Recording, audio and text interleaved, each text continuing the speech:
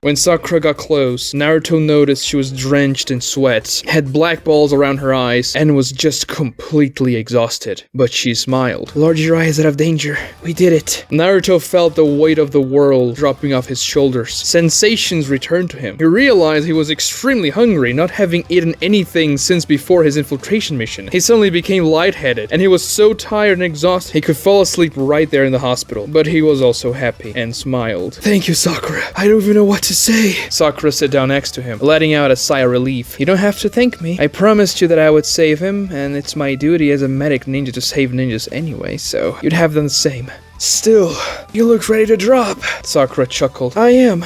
Over 12 hours helming the healing resuscitation regeneration ritual. That was the first time I've ever used that jutsu. Granny Tsunadi's lucky to have a good student that can pick up her slack. Sakura smiled at that. Don't be stupid. Lady Tsunade would have finished the ritual in the third of the time, maybe even less. Well, I don't think so. But can I see Pervy Sage now? Not yet. We're keeping him in an induced coma to make sure he'll remain stable and to administer further healing without any difficulty. difficulties. Sorry about that. I know you really want to talk to him, but it's safer for Lord Jiraiya this way. We'll wake him up in a few days. Oh, no, I understand. I don't know anything about healing jutsu, so, I mean, I'm just gonna do what you guys tell me to do. It's what's best for pervy sage. Because something fell on Naruto's shoulder while he was talking. It was Sakura herself. She fell asleep and was leaning on him. Sleeping in the hospital waiting room was probably not the best way to rest, but Sakura was so exhausted and was already sound asleep. Naruto didn't want to wake her up, so he couldn't move. He noticed her pink sweaty hair touching his cheek, and that almost made Naruto jump. It was a bit shocking. If this happened to Naruto a few years ago, he would have been in heaven. What was more impressive was that her hair still smelled nice after all she went through, and that smell made Naruto comfortable. He felt drowsy. He stayed up all night after all, and now Pervy Sage was safe. He didn't have to worry so much anymore. Hey! Hey! Lovebirds! Wake up! Naruto opened his eyes, feeling completely lost. When the world came into focus, he saw a disfigured, frightening face straight out of a horror tale. Naruto let out a terrifying scream. Quiet, you idiot! This is a hospital! It took a few seconds for him to realize it was Captain Yamato. He had forgotten about all his scars. Naruto's scream woke up Sakura as well, who had been sleeping on his shoulder up until now. When she opened her eyes, she also let out a scream after seeing Yamato's face. You shouldn't wake people up like that! Sorry that my face got melted and now it's scary to look at. I didn't mean it that way, it's just that it was sudden. Yeah, whatever. Anyway, I didn't know you two were together. Naruto and Sakura looked at each other. What? Everyone in the hospital staff's talking about it. You've been sleeping here for hours. Together. Leaning on each other. So romantic. Naruto looked at the window and saw that the sun was already setting. They indeed spent hours sleeping together. Naruto and Sakura both blushed when they realized it. We were just tired. Yeah, we didn't sleep all night because of Lord Jiraiya. Yeah, sure. You were just tired.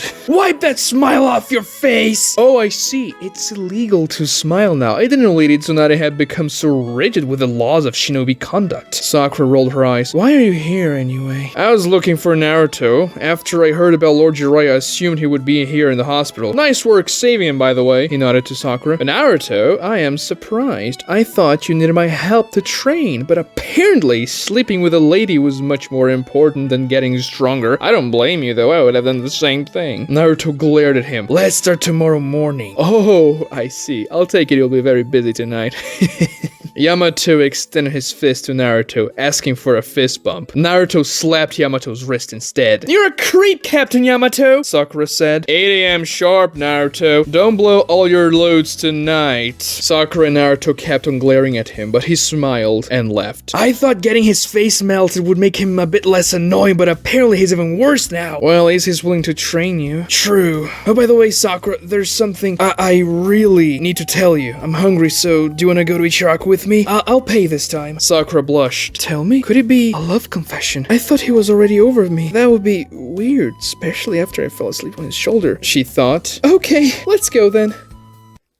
Jiraiya survived. Apparently the Hokage's apprentice is more skilled than we anticipated, a Rutambu member said, kneeling before Danzo in the bowels of the Leaf Village. I see. How is his condition? Stable, but he is unconscious. The medics induced a coma to heal him more effectively. This is a perfect opportunity. Should I assemble the assassination squadron? No, I cannot take the risk of them finding out we're behind it. And even if we're not found out, killing him this way wouldn't further our cause. But if he's awakened during the operation, things could get messy, my lord. Not to worry, he will be dead during the operation, but his death will also serve our purposes. What about the army? Almost fully assembled. We made sure it approached the village undetected. We will execute the plan in 3 days. The army will be ready in 2, my lord. There's no need to wait. The Hokage could return sooner than we expect. The Hokage won't return for another month, so long as she doesn't receive any communication. Yes, my lord. We intercepted all birds going to her carrying the message about Jiraiya's state. Then we needn't worry about her. I assure you that the reason for this delay is important, for I must launch 3 charges to ensure maximum compliance. Yes, my lord, of course. Naruto and Sakura ate ramen at Ichiraku. So Sakura, the thing I had to tell you about. Sakura froze. The one who hurt Pervy Sage was Sasuke. Sasuke? Naruto put his fingers in front of her lips, signaling Sakura to be more quiet. How do you know that? Gamahiro told me, but I asked him to keep it a secret. I don't think it's good for anybody to find out now. We should wait for Granny Tsunade to see what we're gonna do about it. Sakura's eyes watered. Why would Sasuke do that? Pervy Sage tried to bring Sasuke back. He resisted. Apparently Sasuke told Gamahiro to bring Pervy Sage to Granny Tsunade after he hurt him, so he didn't really want to kill him. But still, this was too much. Sasuke, why do things have to be this way? Sakura's tears began to fall into her ramen bowl. It's because I failed to keep my promise to you. But even though he's really strong now, I'll bring him back, Sakura. I would be a useless friend if I didn't keep my promise after you kept yours. Naruto smiled, and Sakura smiled back, wiping her tears. Naruto, this is the first time you brought a girl here on a date, and you already made her cry. You're hopeless. Teuchi, the ramen guy, said. Oh no, it's not Naruto's fault. It's just that some bad things happened. I see. Well then. Teuchi served both of them another ramen portion. This is on the house. I heard some ninjas talking about how you performed really well fighting against a great monster in your last mission, Naruto, so this is my treat. Hey, thanks a lot, Gramps. Naruto smiled, but his smile quickly faded after he remembered what happened with Hinata on that mission. He then shook his head, trying to focus on the good things. This ramen, it will give me strength for tomorrow's training. Naruto yawned after arriving at the training grounds the next morning. You're late. I knew you'd get busy last night, Yamato said with a cheeky smile. I didn't get busy yet. What?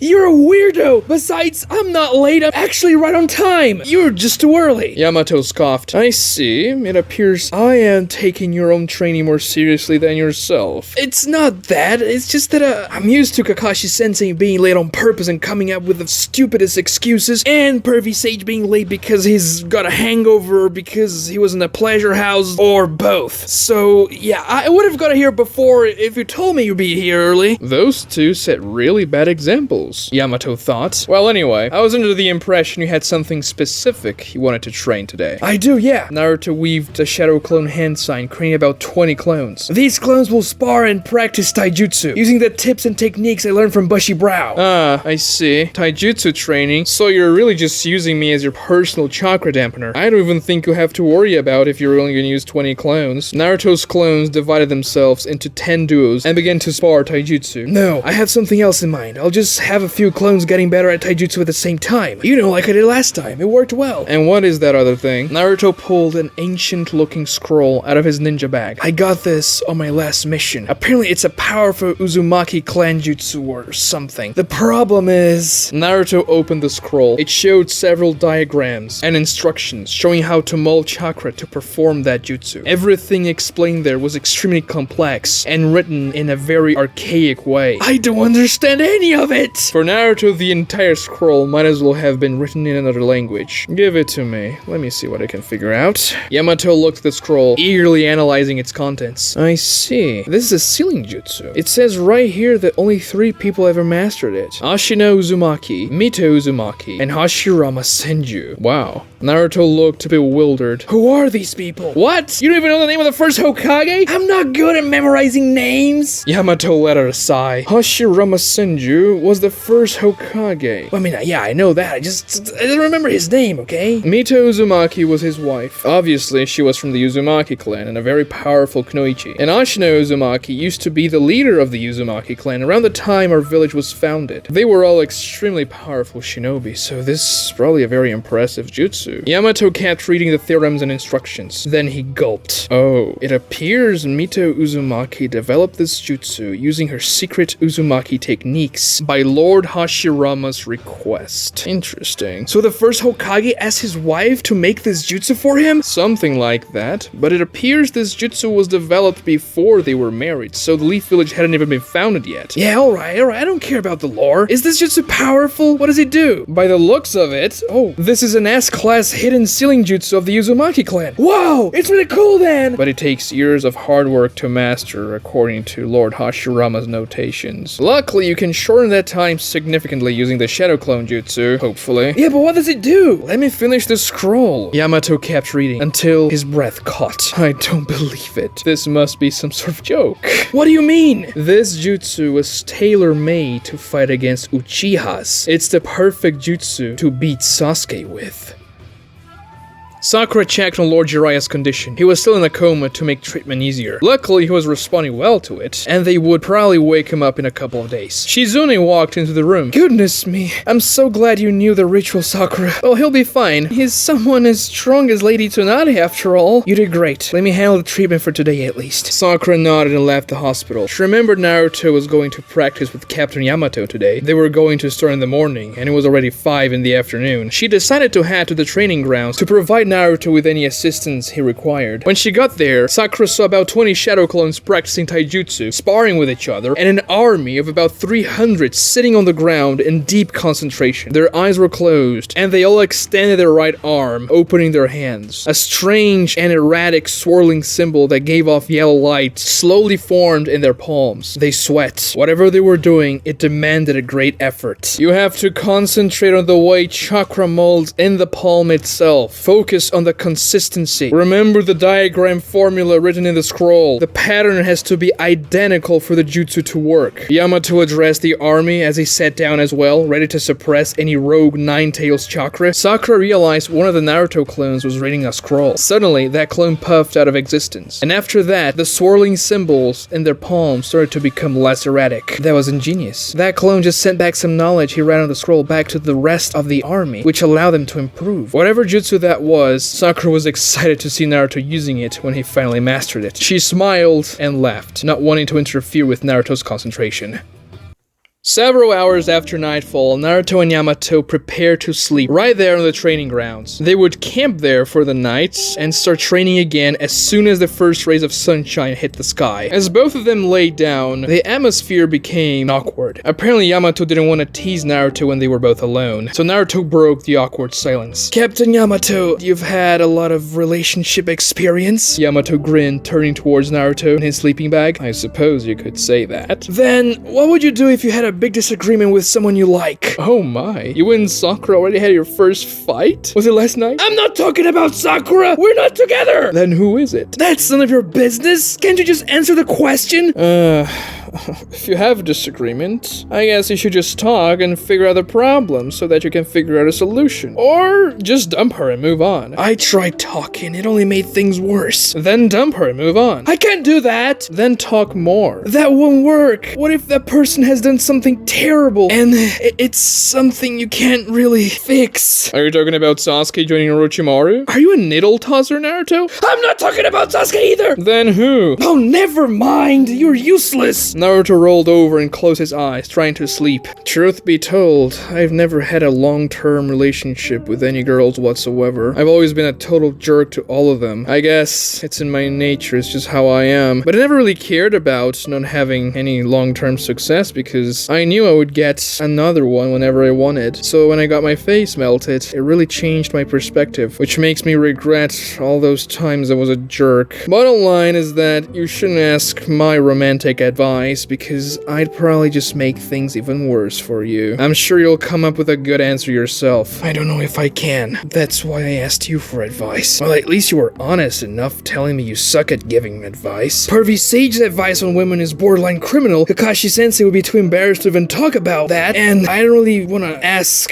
anyone my age. Hey, I'm only a few years older than you. Yeah, but with that face you could be 100 and nobody would know. Naruto caught himself. That was an awful joke to make. But Yamato barked a laugh. Naruto laughed as well, which prompted Yamato to laugh even more. The two cackled in laughter for a few minutes until they fell asleep, exhausted with the day's training. The following day was another day of training. Naruto made some good progress using the multi-shadow clone jutsu training technique, but he also thought about Hinata and how she could have possibly been corrupted the way she was. That Danzo had to have played a big part, but her father was also at fault. He had to be. If she went through the root Anbu training, her father was either negligent negligent or an accomplice. Now that he thought about it, Hinata's father was always an absolute jerk. He was at fault for Neji's dad's death. He was a jerk to the Hyuga branch family. So Naruto wouldn't be surprised if he had encouraged Hinata to get into the root Anbu. Naruto also knew that Hinata's mom unfortunately died a few years ago, which made Naruto suspect her father even more. If he was the only parent alive, the other parent wouldn't be able to keep him in check. Not that Naruto knew much about parents, but he supposed this is how it worked. I won't sleep here tonight, Captain Yamato, Naruto said after nightfall. They had finished the day's training. Why not? I have somewhere to go tonight. Alright, but don't be late tomorrow. Naruto left the training grounds and headed straight to the Hyuga clan living complex. He would confront Hinata's father. It was late at night, but Naruto didn't care. He would barge in if he had to. When he arrived, a Hyuga guard halted Naruto. What is it that you want? I want to talk to the Hyuga leader. You can't possibly think that Lord Hiashi would meet the Jinchuriki at this hour. Tell him I want to speak to him about his daughter. The glare Naruto gave must have been terrifying, for the guard obeyed Naruto's request. Hinata's father would probably deny Naruto entry, but he didn't care. He would confront that jerk tonight. Lord Hiashi will be waiting for you in the gas chamber, the guard said in a surprised tone when he returned about 10 minutes later. Naruto was surprised as well. He was allowed to enter, and he would get an audience in no time, but he walked forward with no hesitation. Naruto got into the main complex building where he met a Hyuga girl about his age. I am Taya Hyuga. Please follow me. I'll take you to Lord Hiashi. She was beautiful and reminded him a bit of Hinata, especially the chest. Naruto caught himself staring at her and quickly averted his gaze. Hyugas can see from the back of their heads. The Hyuga household was very traditional, without a lot of decoration and mostly built with wood. Taya took Naruto to a lounge-type room without much furniture. Hiashi sat in that room. His eyes were frigid. He tried to project an intimidating aura, but Naruto only thought of him as pathetic. Leave us, Taya. The girl let out a quiet yelp and left the room. What is it that you wanted to talk to me about my daughter, Ninetales? Did you know? You'll have to be more specific than that. Did you know about Hinata? Do you know what happened to her? I know she's a useless dead weight for my clan. You! Do not raise your voice with me in my house, Ninetales. I will raise my voice whatever the hell I want! Hiashi stood up smirking. I thought you'd be more interesting. I shouldn't have agreed to meet you. Oh yeah? You thought that forced, intimidating look you gave him would scare me away? Would make me yelp? I'll never be afraid of a man who doesn't know how to take care of his daughter. What did you say? You heard what I said, you moron. You have no idea what it means to be a father. You killed your own father. And if that wasn't the case, you were a demon who incarnated in this world. Right. I am the demon. Yes, you are. You are the bane of this village. Taunting me for being the Jinchuriki, that's very original. Almost as original for taunting me for being an orphan. Hiashi walked up to Naruto. What did she see in you? Huh? Of course I know Hinata is a root Anbu member and currently incarcerated, you imbecile. Hopefully she'll die in prison so she never inherits the Hyuga clan leader position. Yeah, you really know how to be a father. I didn't make her join the root. She wanted to do it herself because of you. I even tried to stop her foolishness, but she's always been a stupid little child. I have to be honest. I came here with the intention of clobbering your face into a pulp, but now I see you for what you really are. A weak, pathetic, and scared fool. Beating you up would be the same thing as beating a senile old man. You insult the honor of the Hyuga, Ninetales, speaking that way in my own house? No, I just insulted you, you moron. Take Shijo. What? A duel of honor, a tradition of the Hyuga clan. Are you challenging me to a duel? I cannot challenge you. Only a vassal can challenge a higher lord. What's a vassal? Simpleton. I cannot challenge you. Only an inferior can challenge me according to the Take Shijo rules. Now, you said you came here to destroy me. I wonder if those words held any truth at all when you uttered them. Not worth it. You're just provoking me into getting into trouble for beating you up. On the contrary, we're both protected by the laws of privilege the Hyuga clan when engaging in Take Shijo. It's a battle to the death or until one of the parts yields, and if anyone gets hurt or dies, the other won't be held accountable. I don't want to kill you. You think you could kill me? You're delusional. Fine, I'll challenge you. I'll make you surrender, and then I'll teach you a good lesson. I accept your challenge. Taya! The Hyuga girl came running and entered the room. Yes, Lord Hiashi? This boy challenged me to Take Shijo. I accepted. You are the witness. The girl grew pale. Take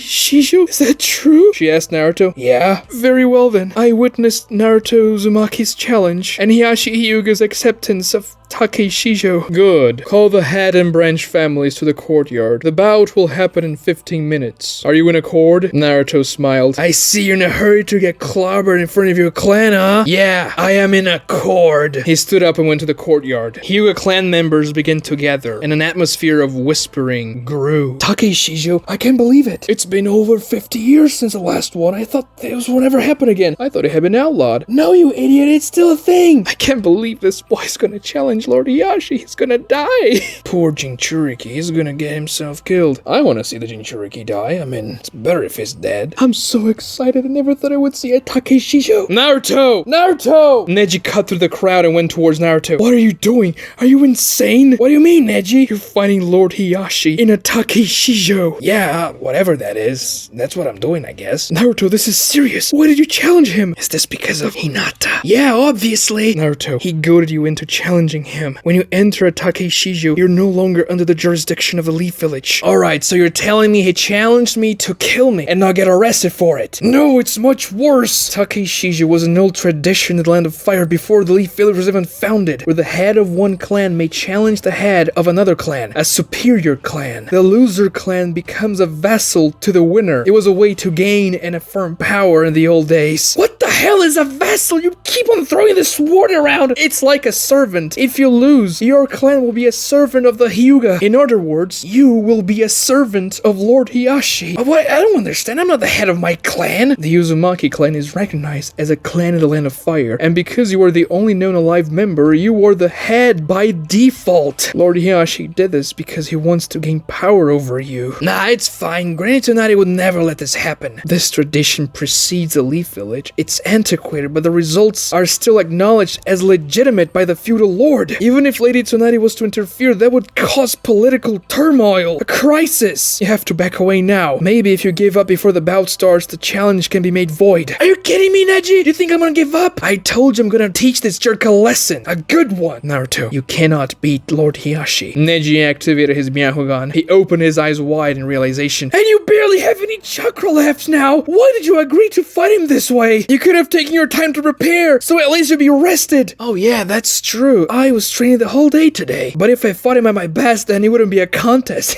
Naruto, Lord Hiashi is extremely powerful. He is stronger than me. You cannot win. Neji, I've never lost to a Hyuga before, and tonight's not gonna be the first time. Relax. And now that I think about it, this won't be a fight just for Hinata's sake. What do you mean? Do you remember the promise I made you during our fight? Neji remembered what Naruto told him as they clashed their chakras in the middle of the Chunin exams arena. When I become Hokage, I will change the Hyuga clan. I remember. Naruto smiled. I'm not the Hokage yet, but there's no reason not to start early. Once I win, that jerk will be my servant, and I'll be able to tell him what to do. I'll make him undo that stupid seal on your forehead and put an end to it. The stupid branch and main family business will be over. The constant whispers in the crowd stopped all at once. Hiashi walked into the middle of the courtyard. His Byakugan was already activated, and the crowd formed a circle, creating an impromptu arena ground in the courtyard itself. Hiashi had a smug smile on his face. Naruto, do not use the Nine Tails' chakra. The Nine Tails is considered to be a weapon of the Leaf Village. If you use that in a duel between clans, it will count as you admitting defeat. Neji whispered and returned to the crowd. Naruto and Hiashi were the only ones standing out in the middle of the circle. Naruto of the Uzumaki clan has challenged me, Hiashi of the Hyuga clan, to a Takeshijo bout, which I accepted. And I accepted your acceptance, my future vassal? That wiped Hiashi's smile out of his face. So you knew what it meant to enter a Takeshijo. Of course I did. I'm not stupid, and you fell straight into my trap. Naruto lied. He figured that making Hiashi think Naruto outmaneuvered him politically, and not vice versa, would at least make Hiashi flustered for the fight. You think a genin like you can beat me? You think you have any chance whatsoever? Compared to the might of the Hyuga clan, you are nothing. The whole crowd was silent. The air itself felt heavy, but Naruto laughed, cutting through the tension. You really like to brag, don't you? I may be a genin now, but you're talking to the future Hokage, so I'd watch my words if I were you. Hiashi laughed and looked around the crowd. There was almost a command for others to accompany him in his laughter. Only a few of the other Hyugas did, though. Did you know that even if the member of a vassal clan is appointed to become Hokage, the Overlord clan may veto that appointment? You will never become Hokage. Well, not because I'll have to veto anything, but because you're incapable of it. So consider this duel a mercy. It will kill any lingering false hopes you may still have of becoming Hokage, before they become too mind-crushing to sustain. Naruto felt a stab of fear. He didn't know he would be gambling his dream of becoming Hokage in this fight. Still, there are things far more important than fulfilling that dream. His friends, Hinata, Neji, and also the other Hyuga clan members who this bastard controlled. Naruto would win for them. Your talk is boring. Bring it on! Taya, the pretty Hyuga girl who Hiashi chose to be the witness of the duel, shouted out from the middle of the crowd. If both clan heads are ready, begin the Take Shijo!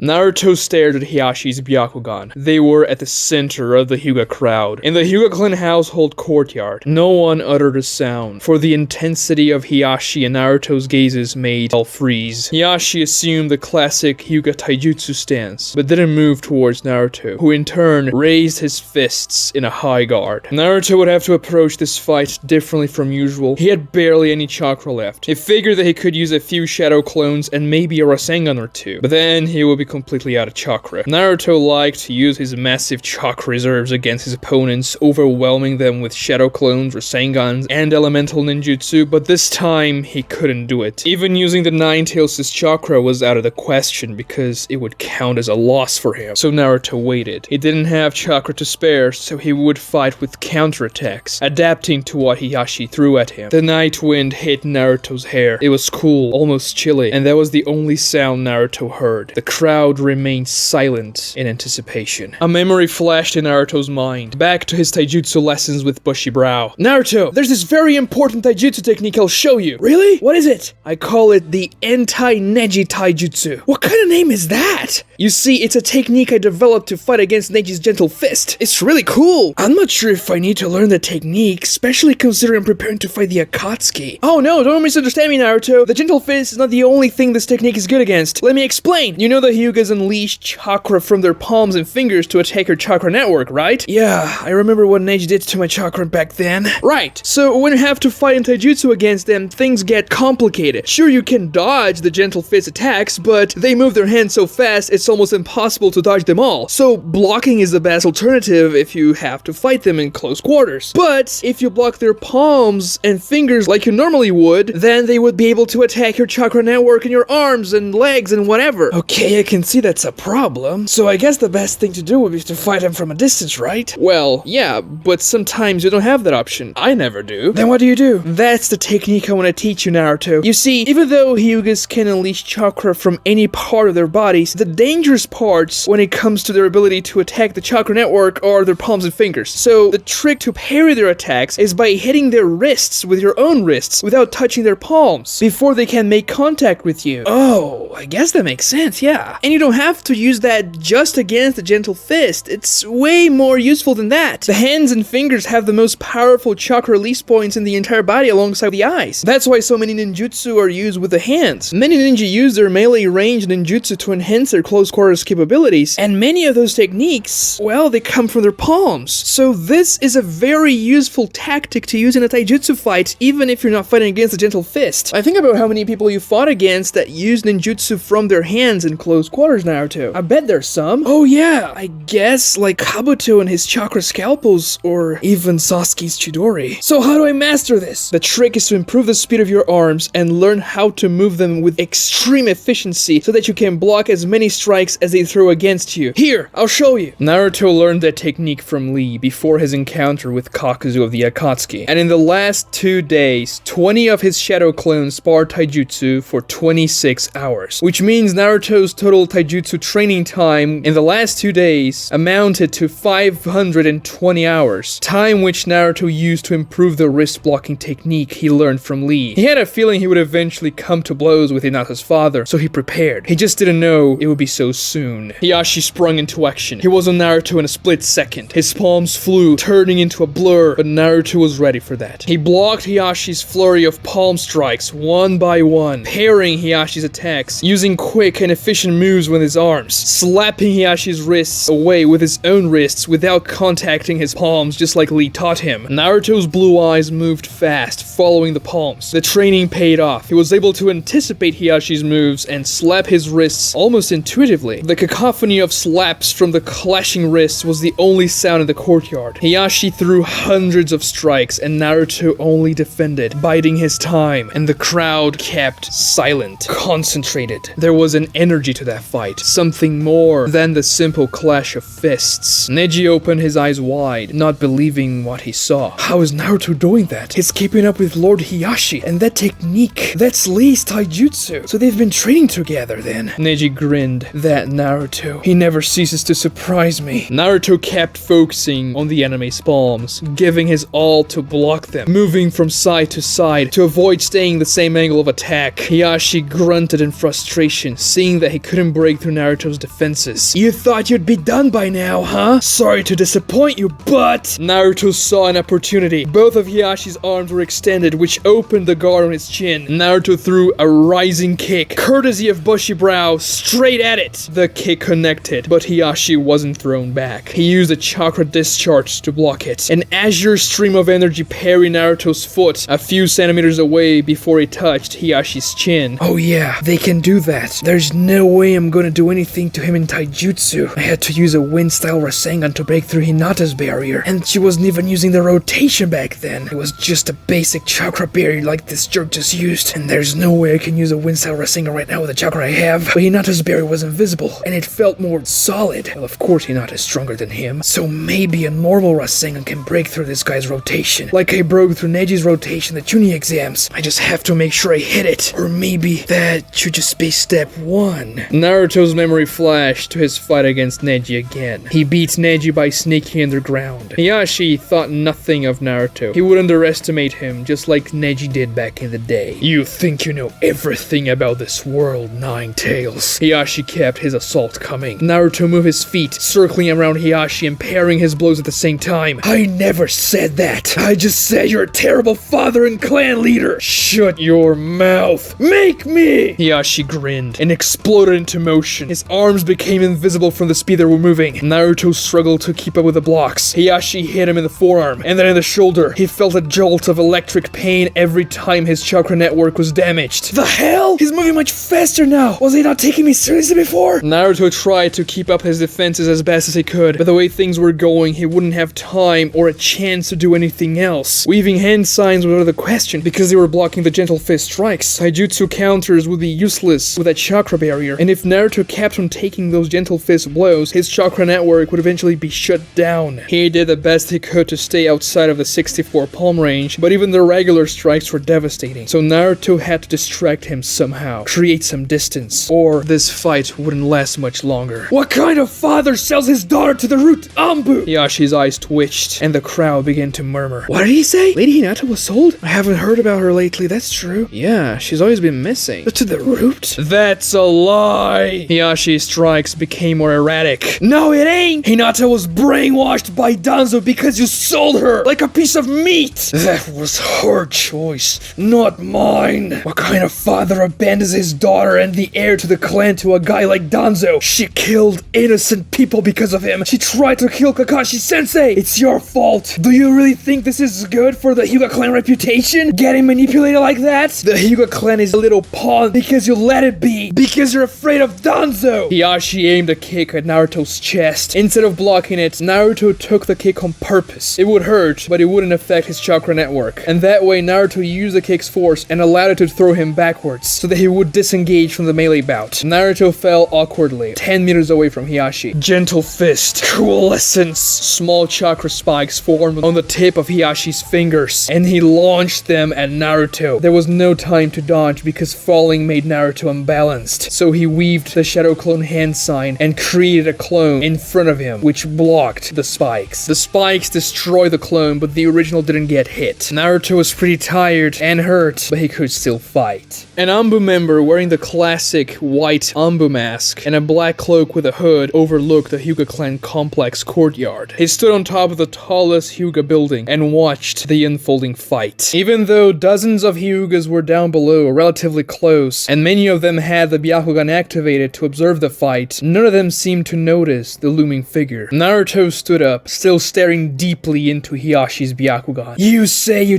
try to stop her, but if you hadn't been such a terrible father, she wouldn't feel the need to run away. Hinata was a good person. She was always trying her best, putting her all into everything despite her limitations, and you treated her like garbage. So what if she wasn't the strongest ninja that made her who she was, and you destroyed it because of your greed and pride? You don't know anything about the Hyuga clan, you brat. You don't know how the system works. I actually do. I know you enslave half of your clan because they weren't born the right family. It's stupid and evil. The Hyuga clan system protects the sacred Hyuga KK Genkai. Our system is what made our clan the strongest in the Leaf Village since its inception. Don't make me laugh. Do you think saying you're the strongest clan makes you the strongest clan? You can't even beat a mere Genin, and you justify enslaving half of your clan to keep this fake status of yours. Naruto pointed to the crowd. And the other members of the main family are accomplices to this man's evil. You allow him to enslave the other half of your family, and you let him treat his daughter like trash. You could have done something about it because you don't have that seal in your forehead that makes your brain melt, you cowards. I've never had a family, but I thought the whole point was to help each other out when times got difficult, not to exploit each other because of status or whatever. But I bet it's comfortable for you guys, isn't it? When you can use members of your own family whatever way you want to make life easier, even though they suffer for it. I bet it's so easy to ignore that and pretend they're doing it because they want to protect you and not because you're torturing them. It is an honor for the branch family to serve the main family. You would never understand that. Yeah, right. Keep telling yourself that. I bet it makes it easier for you to sleep at night. Naruto bit his finger, drawing blood, and weaved hand signs. Summoning jutsu! Hiashi and the entire Hyuga crowd looked in anticipation as a cloud of smoke puffed from Naruto's hand after he touched it on the ground. A tall, blonde, and attractive man who wore round sunglasses and a purple blazer appeared in the Hyuga courtyard. He inhaled deeply from the cigarette he was smoking. What the hell? Who summoned me? Sup, blind frog? It's Naruto. I told you that if you summoned me again, I would kill you. Ha! You couldn't kill me even if you tried, blind frog. Shut up, I'm not blind, I'm just a bit nearsighted. Yeah, whatever, just help me out with this fight real quick. Never. You interrupted me in the middle of the party. Creepy pervert. Are you still disguising yourself as human to get ladies? That's why every single toad hates you. I am Lord Jiraiya's favorite summon for your information. Of course you are, you have the same perverted habits. But it's even worse because you're not even human. Why don't you just get yourself a toad wife? You don't know anything, boy. Have you any idea how boring cloacas are? What the hell are cloacas? I give up, just unsummon me! Oh, come on, help me out with this fight. You're the only half-decent toad I can summon with this level of chakra, blind frog. Also, undo that stupid transformation jutsu. I am not blind, and I am not helping you, and I am not undoing the transformation jutsu. You don't appreciate the effort it took me to master it. 50 years. Toads are awful at transformation jutsus because we're born this way. But I honed my craft. I'll use it whenever I please, boy, and you can't say otherwise. You're grossing me out. You're doing this just full human ladies. You're a creep. If you had trained actual ninjutsu instead of the transformation jutsu, you could have been as strong as Chief Toad. If I had gotten that big, I would never get with a human lady again. Hard pass. Okay, stop talking about that. I don't want to imagine it. What do you want me to give you to help me out here?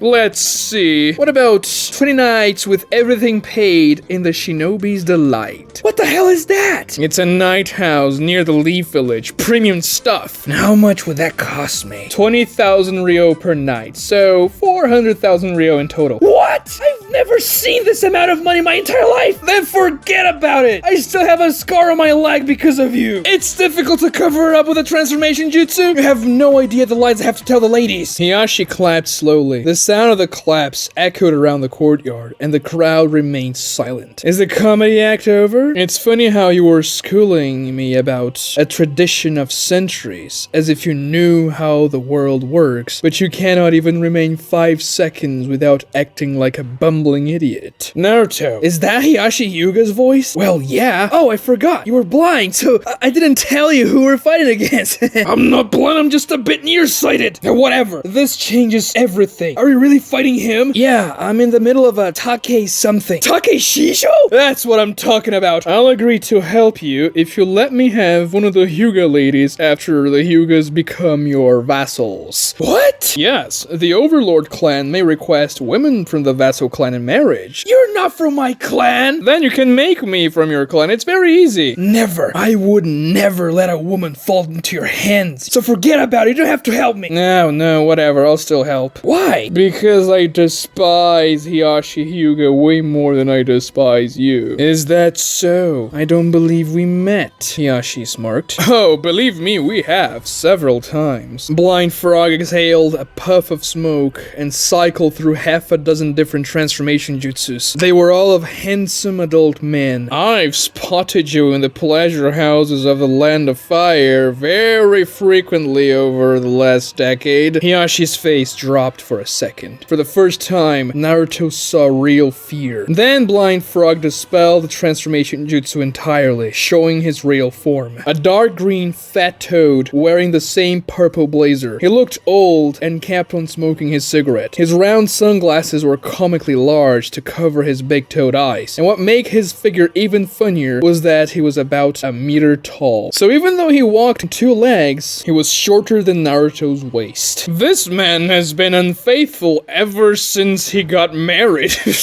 I kinda respect that. That's a lot of dedication. He was even kinda happy about the death of his wife. I remember him telling them, now that the wench is dead, I'll be able to see Al more often. I'm paraphrasing here, but you get the spirit. I also know that his wife got killed by a Hyuga clan member from the branch family itself, and he kept that hidden to afraid of a revolt or something. I guess it worked until now. That's a lie. I've never done such things. Nope, it ain't a lie. You know, I'm not Lord Jiraiya's favorite summon just because we share the same hobbies. I am also his top informant. You have no idea how loose-lipped, drunken men in pleasure houses can get. Even you, Hiashi. Blind Frog turned his head in a brisk motion, looking up at the top of the main Hyuga clan building. Strange. I could swear I sensed someone watching us from that place. Nah, whatever. You have no proof of anything you said. You were a filthy, lying, blind frog. I am not blind. I am just a bit nearsighted. For the first time, his tone became sinister. And I can get proof. Or do you think the assassins you sent after the women you impregnated, or the bastards you fathered, wouldn't speak under the appropriate incentives? What? He really did that? Naruto's eyes exuded anger. Yes, Naruto. Let it flow. Let me out. I will kill him for you. The Nine Tails said from within. No, I will kill him myself. Naruto said back to the Nine Tails. The Hyuga crowd whispered. Some were doubtful, but Hiyashi's desperation betrayed the truth. There is nothing illegal in visiting pleasure houses, and making sure half-breed Hyugas couldn't exist is a matter of safety for the Leaf Village. Other nations could get their hands on the Byakugan if I wasn't careful. You're justifying yourself, you bastard! Oh, but that's nothing, Naruto. No.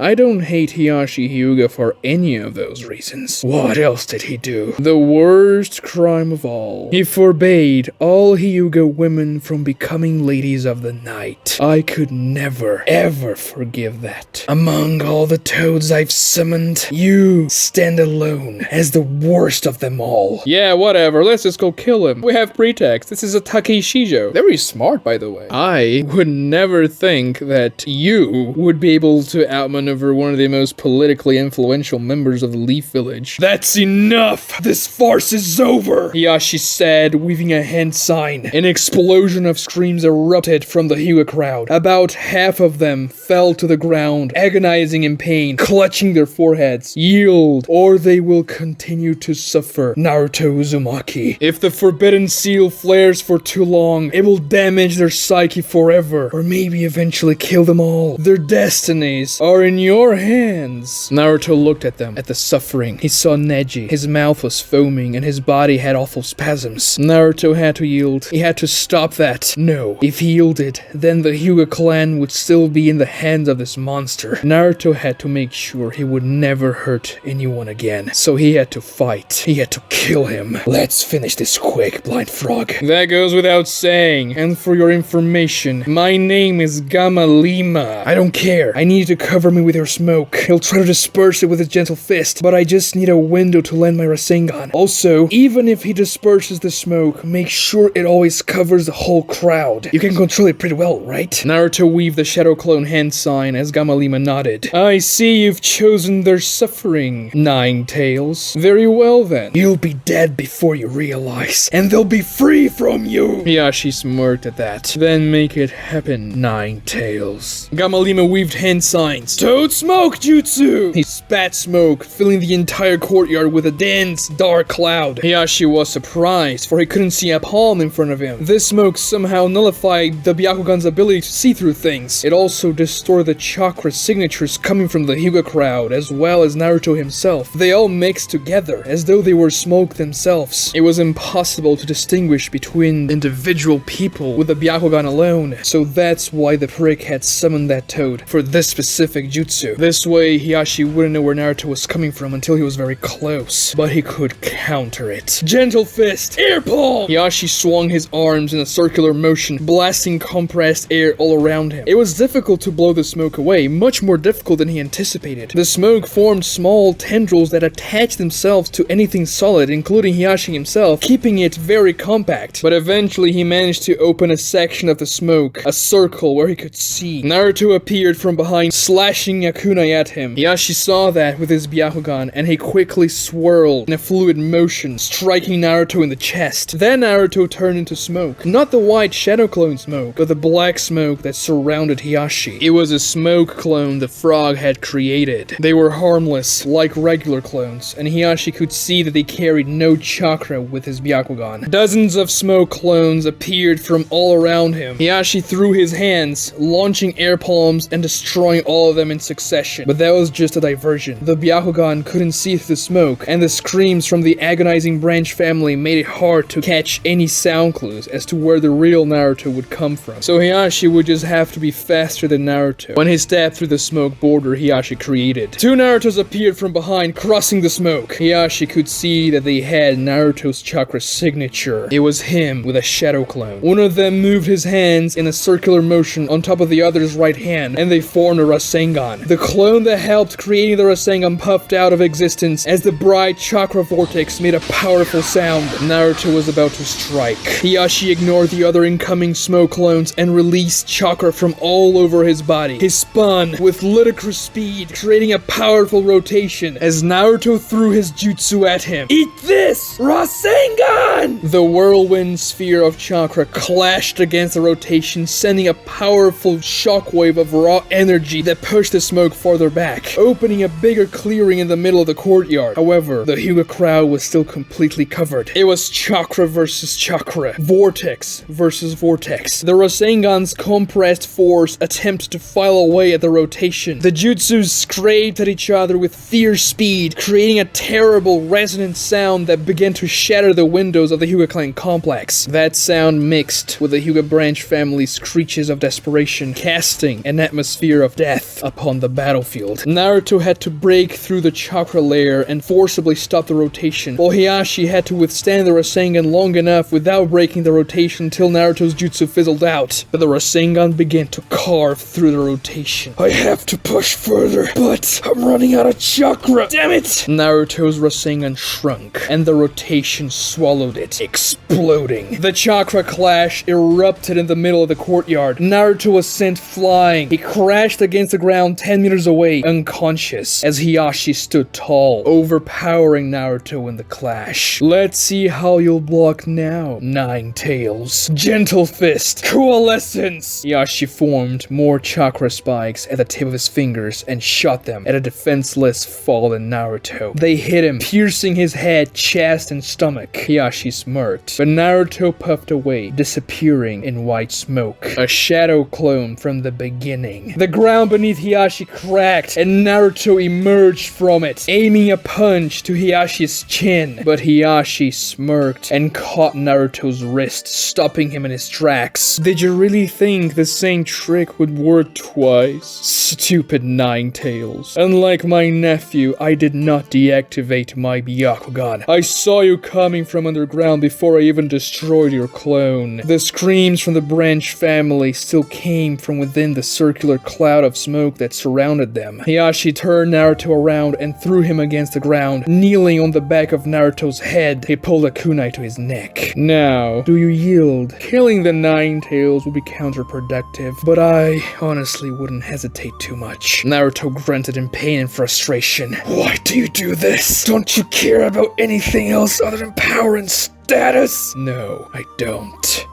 What do I have to say? To yield? Yeah, I thought that blind frog of yours would at least try to come to your rescue. But he is wiser than I anticipated.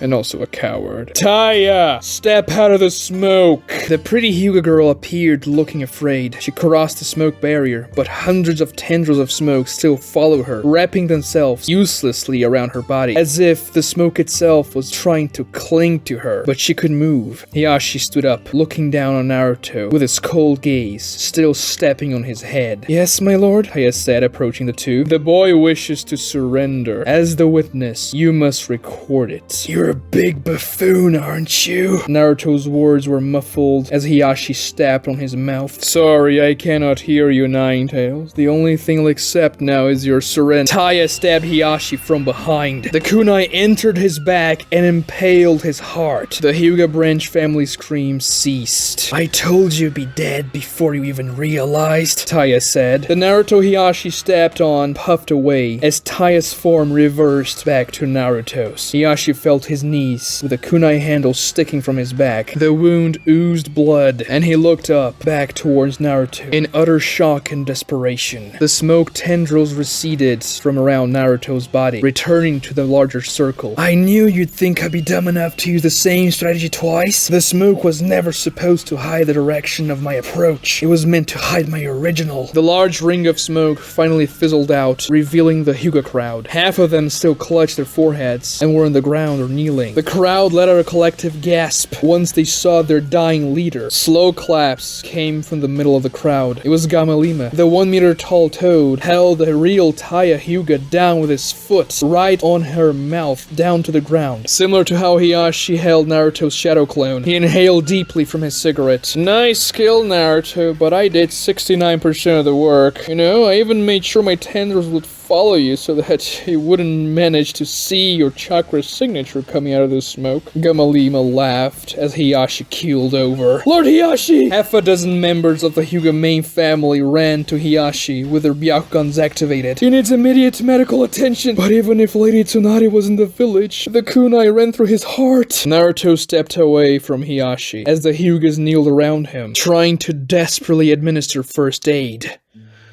Hinata had gotten used to her chains, her blindfolds, and even the fact that her chakra was suppressed. She figured sooner or later Lord Danzo would send someone to pick her up, but she knew that she had to wait for the opportune moment. After all, Lord Danzo used everything to his advantage, and he certainly had a plan, so patience was key. Even still, if she were to stay there forever, at least she saved Naruto's life, so everything was worthwhile. Hinata had lost track of time during her imprisonment. She had no idea for how long she had been there, or what time of day it was. 3 days? A week? 2 weeks? It was all fuzzy. The Leaf interrogators used several techniques to keep her confused and lost. Feeding her in erratic, random intervals was one of them. Now was one of those times. Open your mouth, she heard an Anbu member utter. It was always a different one, or maybe they just disguised their voices. She obeyed, but then everything turned to pain. Hinata felt as if fire leaked from her heart into her veins, and she screamed. I need help down here! Her skin hand's glowing! The Anbu shouted. That feeling, that pain, it inundated Hinata with sealed knowledge, and she knew instinctively what was happening. The Hyuga clan inheritance was being passed on to her, which meant Hiashi Hyuga was dead, and now Hinata was the leader of the Hyuga clan. The pain ceased, and strangely, Hinata felt nothing about her father's death, or even about her new position in the clan. But then she realized what she felt. The only feeling in her heart, it was longing. She longed to see Naruto's face one more time.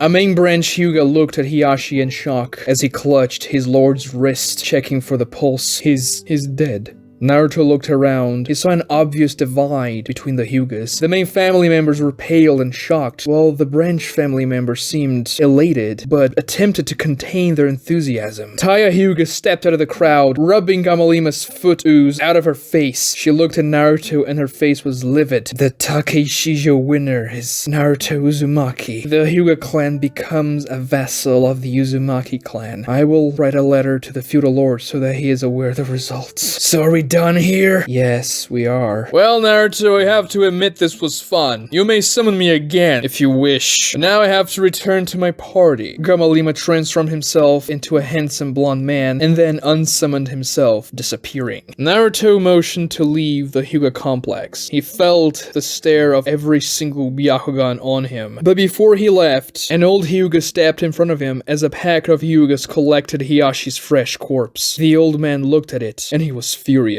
What do you want? You just killed my son, you bastard. Naruto punched him in the middle of the face, shattering a dozen of his teeth. The old man flew back and fell on the ground unconscious, with blood gushing from his mouth. That's for raising such a crappy son. Several Hyugas dashed at Naruto. Their Byakugans were flaring. How dare you touch the great elder? But Neji appeared in front of them, with his arms wide open. The Takeshijo rules dictate that the Overlord clan may dish out corporal punishment to members of the vassal clan who insult the honor of the Overlord clan or its members. What Naruto did was in line with his new role. Neji's Byakugan stare intimidated that small pack of Hyugas, and they retreated. Branch bastard. Blood traitor, they muttered. Neji then grabbed Naruto by the arm and ushered him away from the complex. I cannot believe you killed him with barely any chakra. Are you upset? I had mixed feelings about him, I suppose. He began to treat me better after the Chunin exams, as a jewel of the Hyuga clan, but it was also terrible to everyone else, especially the branch family. That was the man my dad died to protect, so I cannot help but to feel a sense of loss. But after what I found out about him today, I cannot say I regret his death. Neji punched the wall he was walking next to. My dad made the wrong choice. He shouldn't have sacrificed himself to save his older brother. He died free, choosing it for himself, but what was the point? Save a bastard like him? I shouldn't have killed him. I could have made him yield instead. I didn't have to stab him in the heart. I just had to force him to stop torturing you. So you're having second thoughts? Obviously, I just killed a man. Let my anger take control of me. I'm strong now. I just realized it. I'm actually very strong. If I resort to killing every time there's a conflict just because I have the power to kill, then the cycle will never end. Cycle? A cycle of violence, of hatred. Now the Hyuga clan will hate me for what I did to their leader. Sure, the branch family may appreciate what I did, but I saw the other faces, the face of the main family. They despise me, and now even more so, and I think this will make the problem between the two families even worse. So, if I had just forced him to yield, then he would have never yielded, Naruto. Even if he knew you were going to kill him, he wouldn't have given up. His pride would have never allowed him to, especially to someone like you. The only way you were winning that fight was killing him. Hiashi knew that too. He just couldn't imagine that you were strong enough to do it. He could never imagine you could beat him. So what you did, well, at least from my perspective, was the right thing. But there had to be another way. Everything happened so fast, I didn't have much time to think. He was torturing you. I thought you might die. And after what he said about the women and the children, I don't know.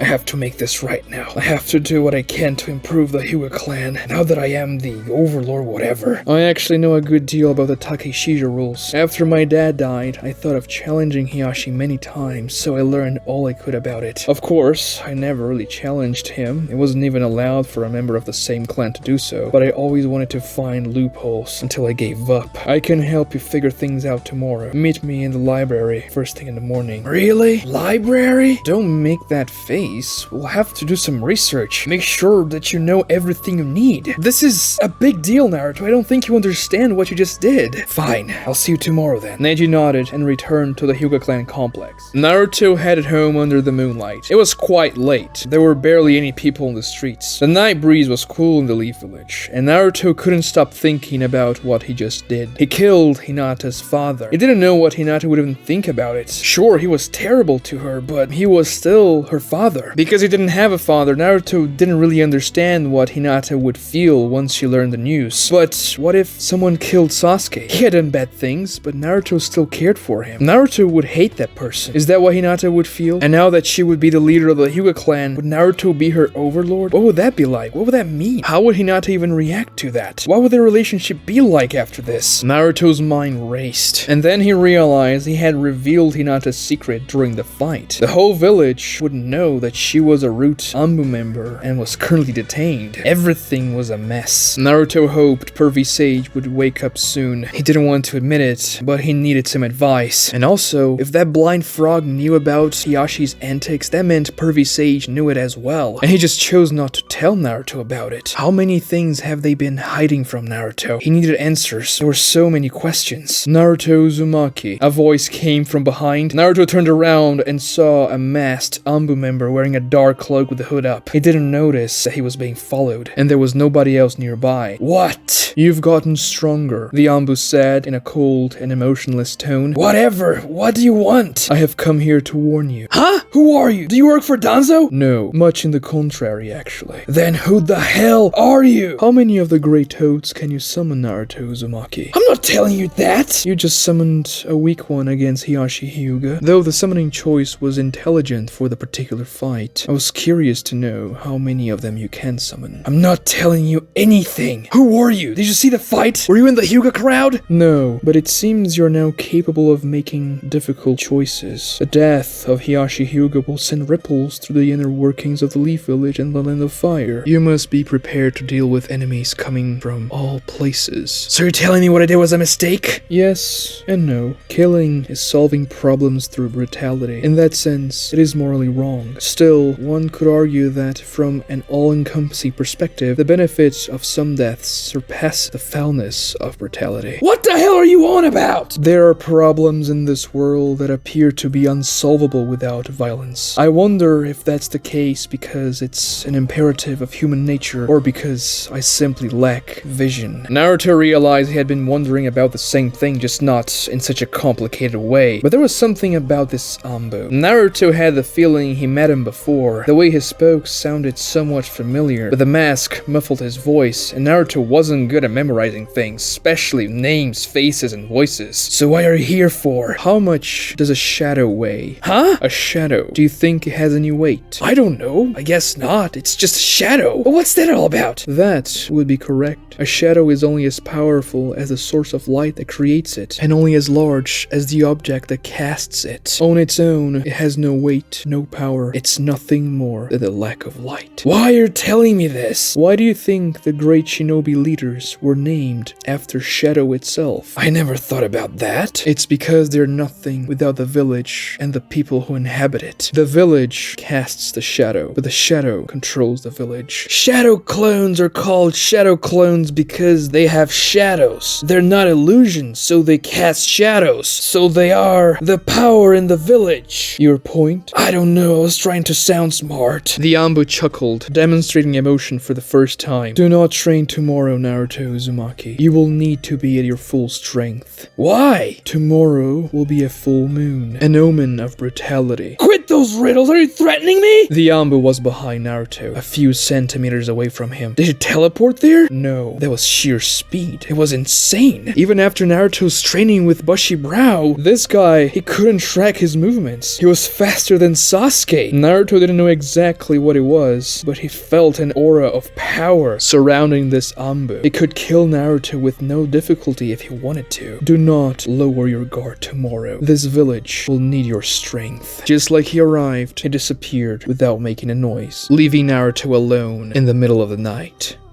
Yamato woke up on the training grounds. The sun had just risen, and Naruto was waiting for him. Oh, you're early for once. I'm not training today. What? Already slacking off? No, I just have to take care of some stuff that happened last night. What happened? Some stuff happened last night. Yeah, you told me that, but what happened? It doesn't matter. Oh, did you fight with Sakura again? I figured you left last night so you could just go and see her. Teenagers just can't hold it in. How did you upset her this time? I didn't even see Sakura. What are you talking about? Oh, come on, you were asking me for my advice on women. I'm not dumb, Naruto. Whatever, it doesn't matter. You'll find out soon enough about what happened. Sorry about skipping training. Naruto puffed away. It was a shadow clone. Yamato smirked and figured he would take the day off.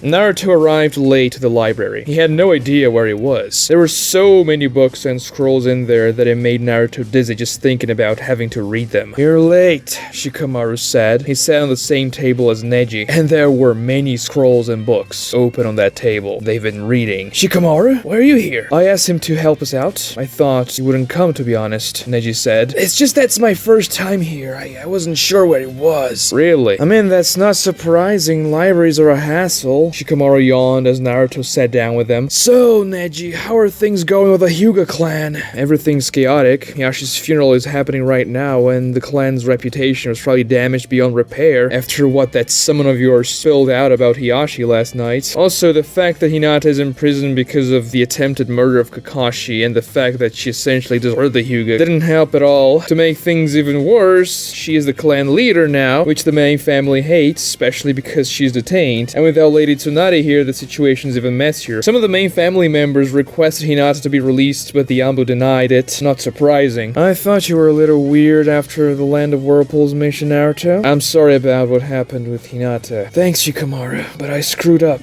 in many ways. I couldn't get through to Hinata, and her whole situation was supposed to be a secret, but I screamed it to everyone yesterday without even thinking about it. Well, that may actually have been a good thing, Naruto. That gave credence to everything you said about Hiashi last night, and, well, the Toad. The Branch family also didn't spare any efforts telling everybody about Hiashi and what he did during his life, and also what he tried to do with you last night. Yeah, things are changing for you, Naruto. Normally people would just hate you for killing someone like Hiashi, even though he was the one who provoked you to fight. But now, it seems like they understand what happened. And let's be real here, Hiashi wasn't very much liked by anyone in the village. He was just kind of feared because of the reputation of the Hyuga clan. And the other clan heads are all pissed at him for trying to get control over the only Jinchuriki in the village by invoking a tradition that hadn't been used in half a century. So I'm still just a Jinchuriki for them. That's not entirely true, not after the missions you've done lately. The main family is sure furious, but now the Uzumaki clan is the overlord, and the Hyugas take traditions very seriously. They hate you, but they will probably accept what happened, and accept the rules of Takeshijo. Still, Naruto, you wanna become Hokage, don't you? You can't let people outmaneuver you so easily. Didn't you suspect Hiashi was up to something? I'm sure you didn't even know what a Takeshijo was, but you just accepted to fight him in the challenge. I mean, even if it was a trap, I knew I could beat him. I've never lost to a Hyuga. Naruto smirked, looking at Neji. You keep saying that, but you conveniently forget about the time we fought in the Forest of Death. Oh, that was Sasuke's defeat, not mine. You fought alongside Sasuke, against me, and you all lost. It was Sasuke's defeat, not mine. Neji scowled at him. Still, Naruto, even if you were sure that you would beat him, if Hiashi wasn't so arrogant, he would have set a trap that would have worked. I can think of at least 50 ways Hiashi could have done something terrible to you last night without even having to fight you. Yeah, but you're a genius or something. I'm just telling you to be more careful. This entire situation is a hassle. Anyway,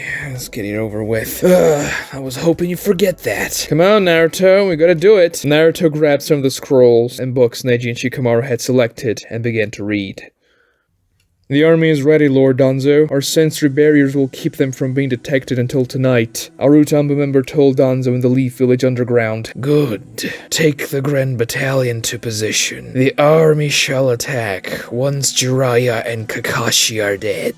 Yes, Lord Danzo, the masked man said, vanishing from the Anbu headquarters. About 30 more masked Anbu members left, following him. One of the members that stayed behind approached Danzo. My lord, what about Hiashi's death? Won't that interfere with our plans? Much in the contrary. Hiashi was our ally only out of fear. We could never expect loyalty from him. But now, the Hyuga clan will fall into Hinata's hands. Therefore, it falls in our hands. But the Jinchuriki, he won the Takeshijo, he's the overlord now. That does not matter. Tonight, I will become the 6th Hokage, and tomorrow I will make the Jinchuriki mine. Danzo said with a smirk, and he caressed the bandages on the right side of his face, right where his eye was supposed to be. Naruto hit his forehead on the library table, sighing loudly. Other ninjas and civilians that were using the library turned around with a puzzled look in their faces, looking at Naruto's weird antics. This is so boring. I keep reading the same page over and over, and when I finish it, I realize I wasn't paying attention, so I have to start over again. I don't remember anything that I read. I think I've been stuck on this page for 2 hours. Come on, Naruto, we've only been researching for half an hour. Half an hour? I thought it was like 3 hours at least. Time passes by slower when you're doing something tiresome. I don't think I'll be any help here, guys. Reading this stuff is unbearable. Don't you want to be Hokage? You'll have to read tons of tiresome documents like these. Nah, I'll just make you do that for me, Shikamaru. I'm not your servant. You better start contributing or I'm not gonna help anymore. Okay. Naruto weaved the Shadow Clone hand sign. Studying with the Shadow Clone method would make things easier for him. Just like in training, he would use the clones to speed things up. The problem was that Naruto was making so little progress that he doubted that adding more clones would even make a difference. They were copies of himself after all, and they would also think this task is boring beyond belief. Not only that, but he also remembered what that weird Anbu told him last night, urging him not to train today so that he would be at full strength, talking about something terrible that would happen. Naruto thought the guy was insane, but at the same time, he seemed very strong and smart, so Naruto didn't want to risk it, just in case he was right. He would spare his chakra today. Do you guys know if anything bad's supposed to happen in the village today? Neji and Shikamaru looked at him with bewildered faces. What do you mean, Naruto? I don't know. I heard that the full moon is a bad omen or something like that. Naruto, there's a full moon every month. It's normal. You shouldn't believe everything you hear. You're gonna become into like those weird conspiracy theorists. Superstitions like that are such a hassle. Is there anything that made you think that, Naruto? Naruto wondered if he should tell them about the Anbu. It was strange. If the village was in danger, then the Anbu should warn all the strong ninjas about what would happen, not just Naruto himself. It did seem like Naruto was the only one who heard about it. Maybe he was the only one supposed to know about it? Or maybe that guy was just messing with Naruto. No, just never mind. I've been reading for too long, I think. Half an hour is not too long. Oh, cut me some slack, Neji. This is not my strong suit. Well, let's get back to it.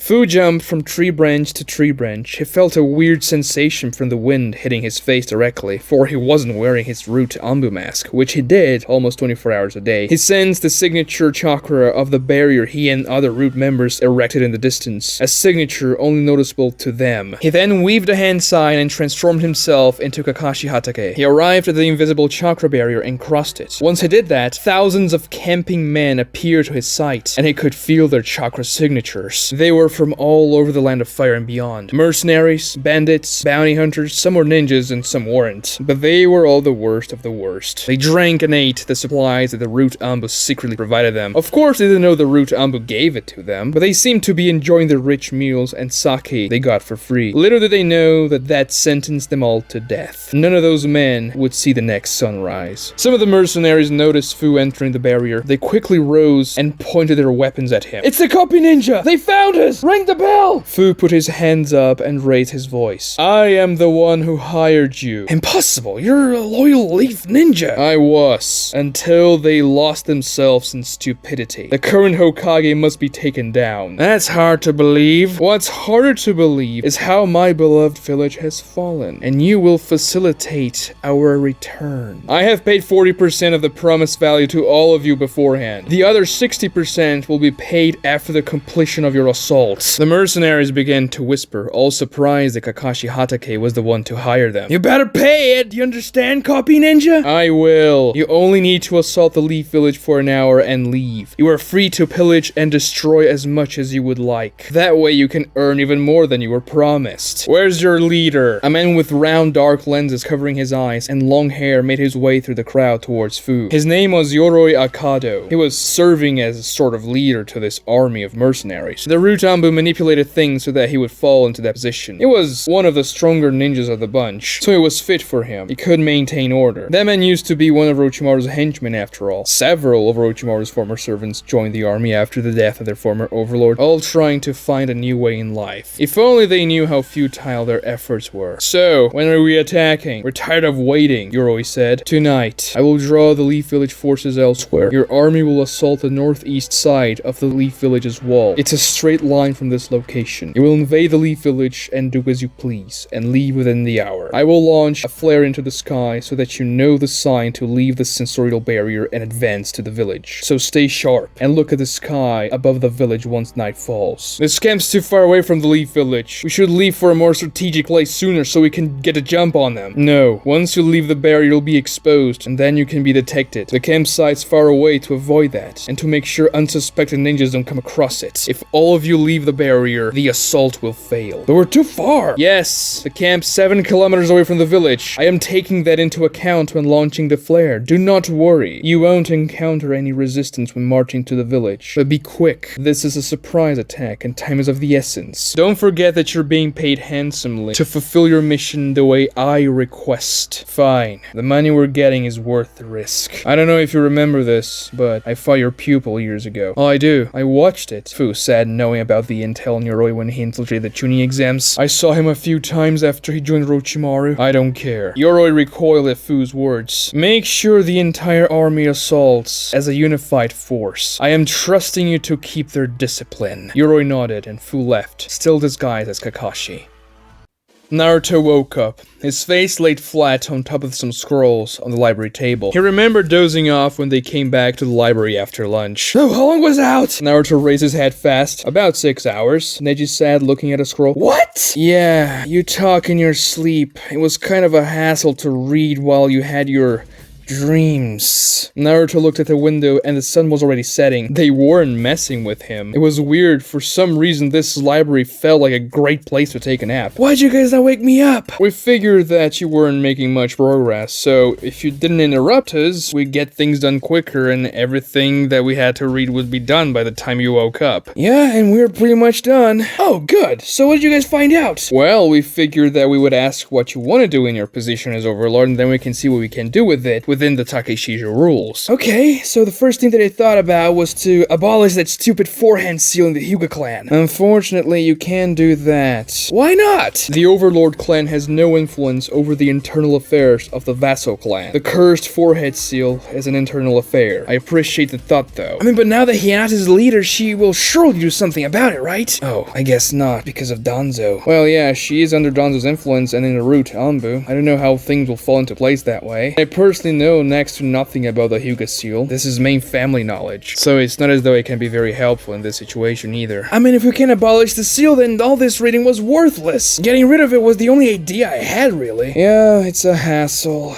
I thought about freeing Hinata, but I'm not sure if that's even a good idea now with Danzo snaking around. And this is also a Leaf Village affair. You do not have power, and you cannot affect Leaf Village affairs as the Overlord. Then what can I do? You have power over these so-called clan-on-clan affairs. Things that both clans can do combined. It's difficult to explain. The Takeshija was created way before the Leaf Village was a thing, so the power you got isn't really suited for the modern shinobi system. Well, to give out some examples, you can use Hyuga ninjas to lend you support during your missions. You can pick one Hyuga for every member of your clan to serve as bodyguards, scouts, assassins, whatever the mission requires, really. I guess it can be useful, but seeing that you're the only Uzumaki, the maximum number of Hyugas that you can request to come on a mission with you is 1. This role is crafted for the Warring States period when clans went on total war against each other, so there would be way more clan members from the Overlord, so that there would be more clan members from the Vassal clan too. But nowadays, you rarely get missions with a large number of ninjas, and they usually are not from the same clan anyway. You can also request training partners and errand shinobi from the Vassal clan. What's an errand shinobi? Well, it's essentially an old-fashioned maid. They do whatever you require in your household. Oh, and you don't have to incur any of the expenses those shinobis are going to take when working for you. This is the task of the vassal clan. They have to pay for their own services given to the overlord. You can also dish out punishment to ninjas from the vassal clan that insult you, your clan, members of your clan, or that refuse to abide by the Takeshijo rules. Killing as a punishment is only allowed if they directly betray the overlord clan. Oh yeah, we didn't tell you about the spiciest detail, Naruto. You can request any female member of the vassal clan to marry a male member of your clan. Naruto remembered Blind Frog saying something about that last night. He thought it was a joke at the time though. Apparently he was serious. His mind immediately raced to Hinata, and Naruto blushed. That would be messed up though. Besides, after everything Hinata's done, Naruto wasn't even sure if he would ever be able to be with her. Thinking about someone in particular, Naruto? Shikamaru smirked. No, nobody. Well, don't worry. The vassal clan leader is exempt from all those rules. So you couldn't request Hinata even if you wanted to.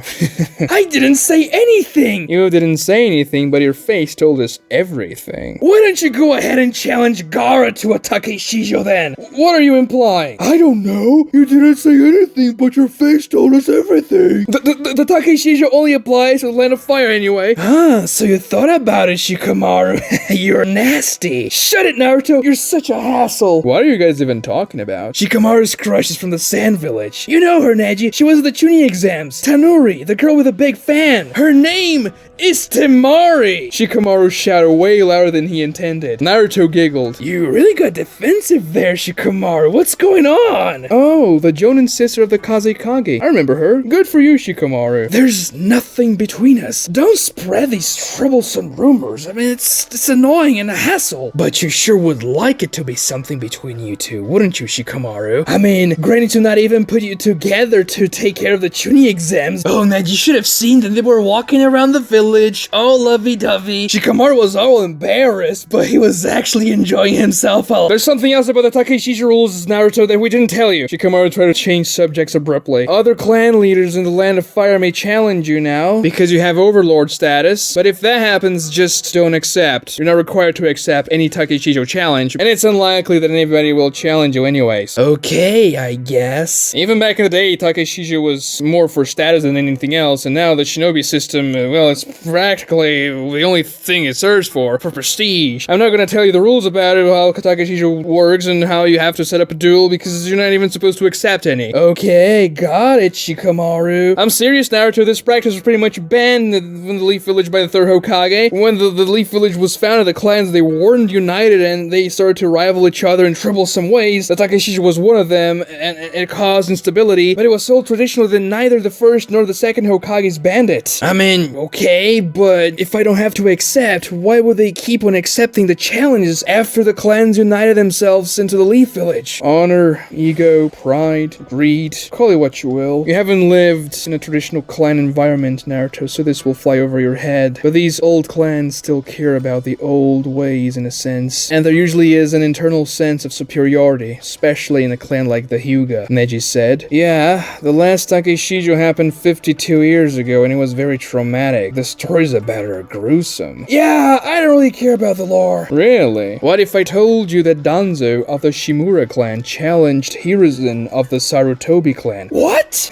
Now you're interested. What happened? Danzo and Hiruzen were big rivals ever since they were kids, and the Sarutobi and Shimura clans were likewise. When Lord Hiruzen became Hokage, apparently Danzo was overtaken by jealousy, and wanted to get back at Hiruzen by becoming the overlord of the Hokage through a Takeshijo. Everyone expected Hiruzen to just refuse the challenge. After all, he was a Hokage. He should be above those things, and he ruled over the Shimuras as well, but he accepted. According to the texts, Lord Third had to assert his power as the new Hokage after the end of the Senju dynasty that ruled over the village for over 2 decades. But he also wanted to take this opportunity to end the Takeshijo tradition, so he dueled Danzo in front of the entire village. The third Hokage obliterated Danzo. He gouged out Danzo's right eye kunai and popped it in his hand. And then he broke Danzo's right arm in over a dozen different places before Danzo begged for mercy and relinquished the duel. Then Hiruzen screamed at the crowd something along the lines of, "This is the destiny who awaits those who engage in such foolishness," pointing at Danzo, who was a bloody pulp on the ground. Damn, the old man was scary. But it explains why Danzo walks around with more bandages than Neji had after he fought against me. Man, that was random. The third Hokage relinquished his overlord status. After that, no one engaged in Takeshijo ever again, until you came along and broke the 52-year streak, Naruto. I mean, I didn't know all this stuff, but I'm glad the old man pummeled that bastard into a pulp. Naruto chuckled and felt his respect for Hiruzen rising even further, but then Naruto shivered, thinking about what Granny Tsunade would do to him once she returned to the village. He shook his head and banished those thoughts. Well, if he could relinquish his status, then maybe I could relinquish mine as well. I thought about that, but when I say that the third Hokage relinquished his status as the Overlord, I'm not saying he officially cancelled his status, I'm just saying he never acted on it. And he also forbade any members of his clan to do the same thing. So technically, you can do it, you just don't have to act as the Overlord and that's it. Oh, hold on, I got an idea! Neji and Shikamaru looked at Naruto in curiosity. Is there anyone in the Hyuga clan you have a crush on, Neji? I could arrange a marriage for the two of you. You can't really do that, it's an internal clan affair, and I don't really intend on marrying within my clan, especially now that Hiashi isn't around anymore to control who's marrying who. So who's your crush, Neji? You know both our crushes, Naruto said as Shikamaru turned his head away, blushing hard. Well, I guess there's no one. Oh, come on, what about Tauntaun? She's really big? No, what? No, the girl on your team. Tenten. How bad are you with names, Naruto? Pretty bad, I guess, but what about her? She's not my type. Ah. I see, so you're more like me then. What do you mean? Well, you see, I like girls with— Naruto! Sakura said, arriving at their table out of nowhere. Naruto stopped himself from saying what he was about to immediately once he realized Sakura was nearby. Hey, Sakura! I never expected to find you in the library. Let's go. Where are we going? We woke up Lord Jiraiya. Naruto smiled, looking at Shikamaru and Neji. Go. There's nothing more to research here, Shikamaru said. Naruto nodded, thanking Neji and Shikamaru, and left the library with Sakura. Naruto could see the final embers of sunlight far away at the horizon as twilight engulfed the Leaf Village. The full moon loomed above them. Naruto shivered, remembering the encounter with the Yambu. He couldn't let his guard down, not after what he said. Well, he thought that, but he just took a 6-hour nap in the library. Well, if anything bad happened, Neji and Shikamaru would have certainly woken him up. What were you saying, Naruto? Huh? You were about to say something before I arrived.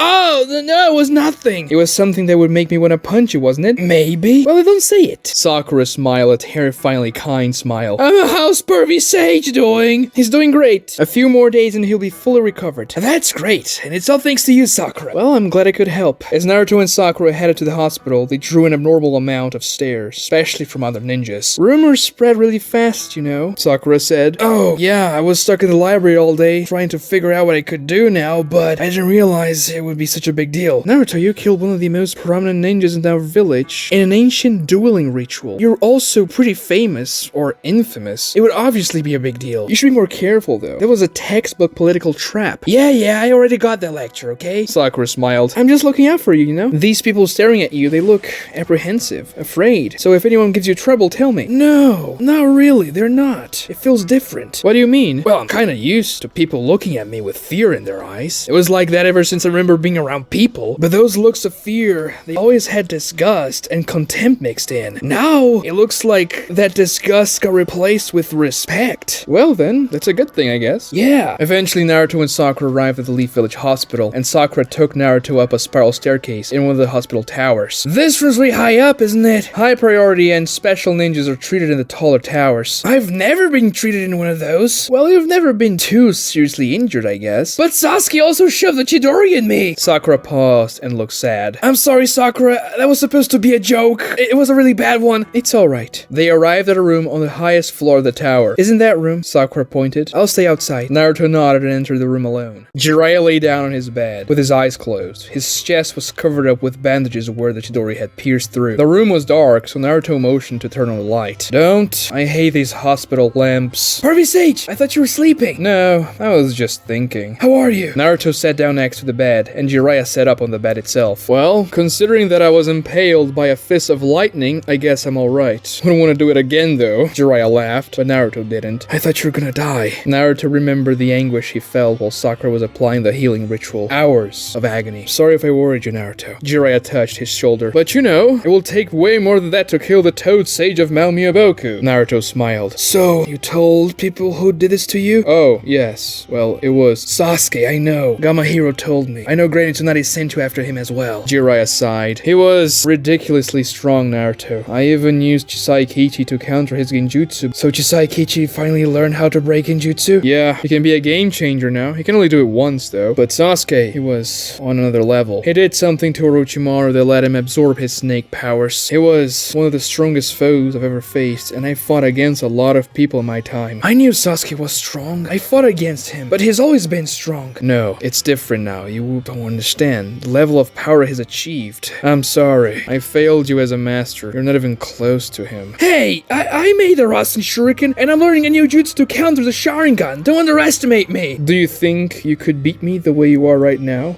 I know. So, you couldn't beat him either. It's my fault. I should have been a better teacher. No, it's not, and I'm catching up to him in no time. I'll bring him back to the village just like I promised Sakura. Naruto, I tried to reason with him. I saw myself in your shoes. I just couldn't get through to him. Revenge twisted Sasuke. He's not the same guy anymore. The friend you remember is gone. Just like Orochimaru back in the day. Just like I also failed to bring Orochimaru back to the village. Hinata, she got twisted too. Just like Sasuke, but she was twisted by Danzo, a guy that's still in the village. I've heard some things about that. And I also heard that you killed Hiashi Hyuga in a Takeshijo bout. I have to say you got guts. I mean, I knew that already, but still. I summoned Blind Frog to help me out of the fight. Had some terrible intel on Hiashi. Why didn't you tell me any of it? Jiraiya hesitated. Even if you knew about what Hiashi was up to, there was nothing you could do about it. Hiashi had too much political power. Even I couldn't do anything about it. And if Tsunade tried to do anything about it, she would probably just get all sorts of trouble, politically speaking. Everything's about politics. You don't care about what's right anymore? Yes, you're right. And you did something about it. Honestly, I thought if I told you what Hiashi did, I thought that you would just storm into the Hyuga clan complex and try to pummel his face into a pulp. Well, I actually was gonna do that, but then he told me to challenge him to this thing, and then I ended up accepting it. So in a way, you outmaneuvered his outmaneuvering skills. Good riddance. This only shows me that I should be more candid with you, Naruto. Sometimes I forget you're not a child anymore. But what should we do? I mean, Hinata's in prison, now she's the leader of the Hyuga clan, and Sasuke's still out, and I tried to talk to Hinata. I did all those crazy things. I infiltrated the prison, the Leaf Village, but don't tell Granny Tsunade about that. And it didn't work. She wasn't budging at all. She seems like she got completely brainwashed. Okay, I'm not going to inquire any further about this business of invading the prison in the Leaf Village because I don't even want to know. But Hinata, she should pay for her crimes and stand trial. Danzo is a problem for this village, but dealing with him isn't simple. He has a lot of political power, and he has also a lot of physical power with his Rutambu. It wouldn't want a civil war in the Leaf Village or anything like that. Dealing with Hinata's situation should go after we deal with Danzo. And I am not the Hokage, so I shouldn't be acting on impulse when it comes to village-related decisions. But Hinata's suffering, and I don't want her to die because someone exploited her when she was vulnerable. She's not gonna die, don't worry about that. She may stay in prison for a while, but dealing with Danzo is a top priority now. Once he's gone from this village, we can deal with Hinata's situation in a better way. But still, all those problems you mentioned, Naruto, Danzo, Hinata, Sasuke, they can all be solved if you just get stronger. I know, that's what I'm doing. Sure, but I fought Sasuke, and I know Danzo. You need to become way stronger. The strongest ninja in this village. Perhaps it's finally time. Time for what? For you to become one with nature. Huh? Once I'm out of here, I will teach you the jutsu that will make you more powerful than Sasuke, myself, Danzo, and anybody else you can imagine. Really? Jiraiya bit his finger and summoned a small, ancient-looking toad. Hey, Gamayagi! Jiraiya! Long time no see! What can I do for you today? I'd like you to take a look at Naruto's chakra. I want to see if he's mature enough to learn that jutsu. Ah, right. Gamayagi looked at Naruto with a kind smile. He reminds me of his father. Naruto gave him an awkward smile back. But you know, Jiraiya, you're the only human who ever mastered that technique, and yours isn't even perfect. Minato never even managed to draw a single drop in. What? A drop of what? And my dad couldn't master this jutsu? No, he could not. That's probably the only thing the fourth Hokage ever failed at. He had the right chakra type, but he just didn't have enough of it. That shouldn't be a problem. Naruto has way more chakra than Minato did, or even than I do. The only real things he inherited from Minato were his size and the color of his hair. The rest came straight from his mom. The toad smiled and touched Naruto's forehead, closing his eyes in concentration. Wow. Wow. Ah, that's a vast ocean of chakra you've got. It's indeed way more than Jiraiya. And I can also sense it's the right signature. It's intense. And it feels mature enough to me. That's great news. Perhaps you can even be a perfect sage, unlike Jiraiya. Hey, you don't have to twist a knife in so deeply. It's not as though I didn't try. Oh, don't get me wrong, don't get me wrong. What you've done, what you've achieved, is quite remarkable. It's unfortunate you weren't born with the same power or expansive chakra reserve as Naruto. This boy has what it takes. It's the most arduous training a human can go through, but the prerequisites are fulfilled. Thank you, Gamayagi. That'll be all. The toad nodded and disappeared with a small cloud of white smoke. Okay, what kind of jutsu is that, Pervy Sage? I'll tell you when the time comes. It's a secret technique of the toads, the most powerful jutsu I've ever learned, and we shouldn't discuss it too much outside of Maomiyaboku because it's, well, a secret jutsu. Yeah, I'll learn this jutsu that'll make me even stronger than the 4th Hokage because he couldn't master it. I'll bring Sasuke back, put Danzo back in his place, and take the Akatsuki down, and I'm never gonna get stabbed in the back by them again. Stabbed in the back? What do you mean? Oh, in my last mission to the land of whirlpools, an Akatsuki stabbed me in the back with a spear of paper and almost got me. Sakura saved my ass. Huh, it seems like Sakura saved both of us then. Yeah, she's great. Paper spear, you said. Yeah, why? Can you describe that Akatsuki for me? I didn't get a good look. I kinda passed out in the middle of it, lost a lot of blood. But Sakura fought her, let me go grab her. Naruto invited Sakura into the room, and she explained the entire ordeal in the land of whirlpools to Jiraiya. She then described the flying Akatsuki who almost captured Naruto. She was very pretty, probably in her early 30s. She had blue hair and used paper ninjutsu, which was very different. She could create weapons and armor with paper, could turn her body into paper, avoiding attacks. She could fly using paper wings and could mix paper bombs with her papers. She was very strong. Honestly, I just got Naruto back because I got very lucky. And she wore her headband around her neck, but it was mostly inside the Akatsuki robe. Still, I could get a glimpse of it and saw it was from the Rain Village. Jiraiya paused for a long moment, absorbing the information. He made tight fists with both of his hands and remembered what the random bandit that was under Genjutsu told him about the Akatsuki, about their leader, that he was in the Rain Village. Rain Village. I see. Do you know this woman, Lord Jiraiya? I may have heard of someone with her abilities. Jiraiya paused again and looked at Naruto to remember what Tsunade told him, to tell Naruto the truth, all of it. And he had just promised Naruto he would be more candid with him. Naruto, there's something I need to talk about with you. Yeah, sure. Sakura, could you leave us for a moment? Of course, you can take your time. Before Sakura left though, the door opened and Kakashi entered the room. I see that you made a full recovery, Lord Jiraiya. Hey, Kakashi, good to see you. That lightning blade of yours almost killed me. Indeed. Lord Jiraiya wanted to speak to Naruto in private, Kakashi-sensei. Oh, no need to worry, Sakura. We can do that later. Is there anything important you want to tell me, Kakashi? Yes, it's about this village of ours. Kakashi stared out of the window, overlooking the Leaf Village at night from high up in the tower. He pulled his headband up, exposing his Sharingan as he looked over everything. This village of ours has been infected with a disease that must be eradicated at any cost. I agree. I was talking to Naruto about that just now. Good. Then this makes my job easier. Kakashi weaved hand signs with ludicrous speed, igniting a Raikiri and shoved it in the middle of Jiraiya's chest. His arm moved so rapidly and Naruto was so shocked that it took an instant for him to register what just happened. Kakashi's hand crossed Jiraiya's torso, emerging out of his back. The hit splattered blood all over the pristine white sheets of the hospital bed, staining them crimson. Jiraiya spat blood, and he held Kakashi's right elbow. He looked shocked, but managed to divert the Raikiri away from the heart. In the last second, the lightning blade hit his right lung and ran through it completely. Kakashi pulled out a kunai as it still ran through Jiraiya's chest, squirting blood and blue lightning on the other side. Kakashi aimed the kunai at Jiraiya's face, stabbing with great speed. Naruto erupted into motion. He slapped Kakashi's wrist, launching the kunai from Kakashi's hand before he could deal a finishing blow on Jiraiya. Before the kunai even hit the room wall, Naruto tackled Kakashi with all of his strength, yanking his hand out of Jiraiya's chest, leaving a gaping bloody hole in it. Naruto kept pushing and tackled Kakashi through the window, shattering the glass. They plummeted down to the hospital courtyard. Kakashi's right hand trailed blue lightning mixed with red blood as they fell together, illuminated by the light of the full moon. They hit the ground about 30 meters below with a loud thud. Kakashi fell on his back and grunted in pain as Naruto fell on top of him. Are you awakened yet? Kakashi-sensei! Who put this genjutsu on you? Kakashi punched punched Naruto in the face. He felt his nose breaking and his mouth filled with blood. Naruto flew dozens of meters with the force of the blow until he hit the outer wall of the hospital, cracking it. Kakashi-sensei had never been that forceful with Naruto during training, but Naruto stood up as quickly as he could, still dizzy from the blow. Wake up, damn it! This can't be happening! There is no genjutsu, Naruto. I'm just doing what's necessary for this village, plagued by indiscipline and disorder, to survive. Stand down, or I'll have to kill you as well. Kakashi weaved hand signs, and his right hand, which was drenched with Jiraiya's blood, glowed bright yellow. Fire style, blazing flare! Kakashi pointed his hand up, shooting a beam of fire from it that rose into the sky hundreds of meters above them. It ignited into a bright flash of yellow light and remained in the sky, floating above the Leaf Village. Now, get out of my way. I do not wish to kill you out of respect for your father. What are you planning on doing, Kakashi-sensei? I will make sure Jiraiya is dead. Yeah, right. That ain't happening. I'm gonna break you out of this genjutsu. Have I taught you nothing? Any genjutsu would have been broken with the force that I hit the ground with. No, I refuse to believe that. You're not a traitor, Kakashi-sensei. There's something wrong, and I'm not gonna let you kill Pervy Sage. Very well then, I'll make it painless. For Minato-sensei's sake. The three Tomoe of his Sharingan fused together, activating the Mangekyo Sharingan.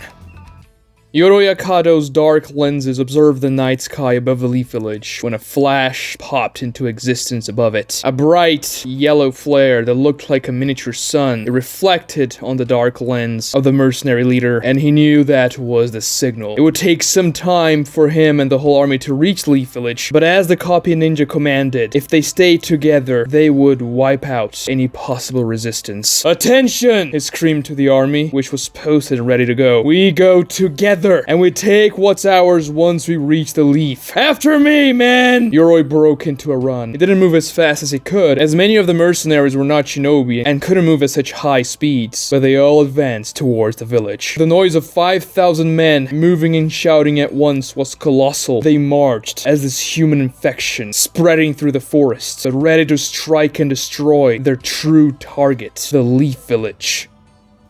Sakura's hands were drenched in blood. She touched Jiraiya's chest and pumped as much healing ninjutsu into it as she could. The green chakra entered Jiraiya's wound, but it was just too deep. His right lung was destroyed, and the worst part was that Kakashi-sensei had done it. Someone had to be controlling him. Naruto had tackled him through the window, and they fell down all the way into the hospital courtyard. Could Naruto do it? Could he even beat Kakashi-sensei? Wind blew through the shattered window into the room. It was on the last floor of the hospital tower. Another medic ninja entered the room. "Sakura, what's happening?" "Someone's controlling Kakashi-sensei. He attacked Lord Jiraiya with our Ikiri. I'm trying to administer first aid, but we need to prepare another healing resuscitation ritual, or he won't survive. Be quick about it. Prepare it now." "But he just went through one. The strain alone will kill him. Can't you see his wound?" The medic ninja turned around to rush and deliver Sakura's orders, but Kakashi slashed his neck with a kunai, appearing out of nowhere, killing the medic instantly. "Sakura, step away from Jiraiya, and you won't get hurt." "What? He left the shadow clone hidden in the hallway? Sensei, please, listen to me. Wake up. This isn't you." "Move, Sakura."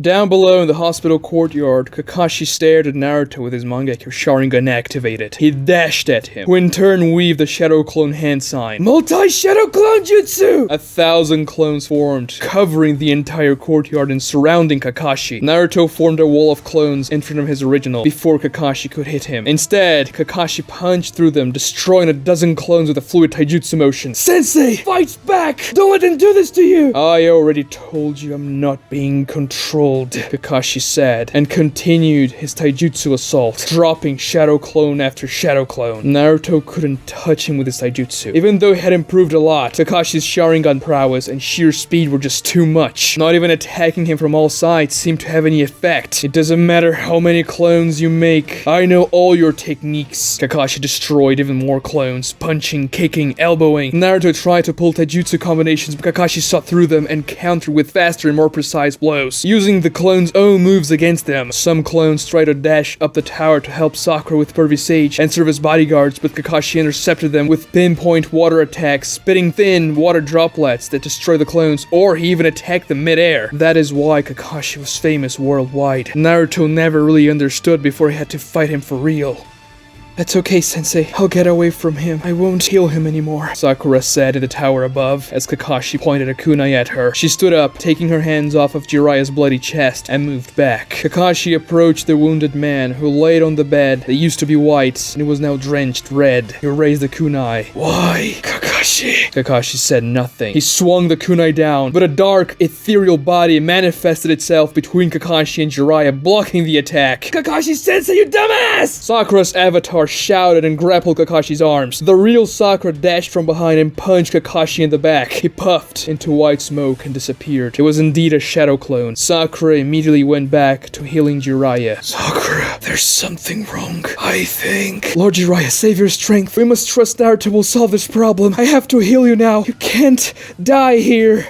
Down in the courtyard, Kakashi received the destroyed Shadow Clone intel as he kept on destroying more of Naruto's clones, who in turn created more Shadow Clones to replenish the fallen. Several clones created more Shadow Clones from Naruto, so that Kakashi couldn't pinpoint the original, so my Shadow Clone failed. It's my fault for wanting to spare Sakura. She would be a useful tool in the new age, but if Jiraiya doesn't die tonight, my efforts will be in vain. Kakashi thought destroying more clones. I have to trust Sakura will keep Perfect Sage alive, but I also have to delay Kakashi Sensei long enough for reinforcements to arrive. Still, he's too tough. My clones, they can't even scratch him, but I have to keep on making them. If he uses his mangekyo my original, I'm so done. The original Naruto thought, watching Kakashi dispose of dozens of clones in the blink of an eye. Naruto hid himself behind some of his own clones and weaved hand signs, summoning the tiny Chisaikichi. There's no time to explain, but hide yourself in my clothes and dispel any genjutsu and put under, okay, Chisaikichi? Roger, Chisaikichi said, jumping inside of Naruto's shirt. Kakashi-sensei, please, just listen. This doesn't make sense! Stop fighting! A clone said and got immediately kicked and destroyed. I will never stop. You'll have to kill me before that. I won't see this village fall into decadence. Shinobi who don't follow the rules must be eliminated. Scum like you is what this village needs to get rid of. Letting your emotions show at all moments. Following your own desires instead of the village directives. That's why the Akatsuki will destroy us. Are you insane? This is the exact opposite of what you taught us! Another clone said before he was destroyed. Naruto remembered Kakashi telling them that a ninja who doesn't follow the rules is scum, but a ninja that abandons his friends is worse than scum. You're killing your friends, your comrades. Think, Kakashi-sensei. I thought this was a genjutsu. But Kakashi-sensei wouldn't fall for it with his Sharingan, and he was right. The hit of the fall would have broken him out too. Maybe he's not Kakashi-sensei. Maybe he's just a transformation jutsu. No, that doesn't make sense. If he was somebody transformed, then he wouldn't be able to use the Raikiri, except for Sasuke, I guess. So maybe it's a mind control jutsu? Something like what Ino can do? Naruto remembered Sakura fighting off Ino's influence back in the Chunin exams. Naruto had helped Sakura fight back. He gave her motivation. He gave Sakura something to attach herself to fight with. If it is mind control, I just have to reach out to Kakashi-sensei and make him remember what he fights for. Don't let this darkness consume you, Kakashi-sensei! Remember what he told us in the bell test! Why you made us ninjas! I was a fool, but my eyes are open now, Naruto. So you'll kill me for following your lessons? I would prefer not to. You're the son of a shinobi I respected very much, and the vessel of the Nine Tails, but if you don't step aside, I will do what I must. Kakashi kept on assaulting the clones. Another clone who wasn't directly in the melee, but a few meters behind Kakashi weaved hand signs. Wind style! Power vacuum! He sucked air into his lungs, creating an area of low pressure that pulled Kakashi towards him. Several other clones jumped up, tossing shurikens at Kakashi and weaved hand signs at the same time. Shuriken Shadow Clone Jutsu! They all said. The dozens of shurikens flying at Kakashi turned into thousands, forcing Kakashi to weave a seal midair. His skin turned dark, and Kakashi made no effort to dodge the incoming shurikens. Thousands of them hit Kakashi's body from all sides, but they didn't pierce him at all. Rather, they created a cacophony of sounds that resembled metal hitting stone. Once Kakashi was pulled in by the power vacuum, he hit the clone, destroying it, and the thousands of shurikens fell on the ground after hitting him harmlessly. I knew Cox's diamond skin would eventually be useful, Kakashi said as his skin turned back to normal. I just have to be careful with that jutsu though. It spends a lot of chakra, he thought. But at least to begin to follow one of my lessons, one that's still valid, to attack with killing intent. I don't want to kill you, Naruto said. It was true, but he remembered himself saying the exact same words to Hiashi yesterday before killing him. No, he couldn't kill Kakashi-sensei. He would find a way around found it. I won't do it, Sensei. I'll wake you up. And that is why you'll fail. Kakashi jumped up above the clones in the courtyard, weaving signs, lightning style, flash pillar. Kakashi discharged lightning around his body and blinding light exploded from him. He hovered above the Shadow Clone army, and the entire crowd of clones squint their eyes. But that jutsu wasn't just a blinding distraction. It was a subtle genjutsu he copied from a cloud ninja long ago. It affected anyone that looked at the light. And after the target saw the flash, Kakashi could implant false images in their heads. Kakashi made all the clones see himself falling back down, away from the tower, and created an opening for his real self. While the clones thought they were fighting the real Kakashi, he would kill Jiraiya. Kakashi landed in an empty spot in the courtyard and jumped again, very high this time. Heading straight to the window, Naruto tackled him through and weaved hand signs.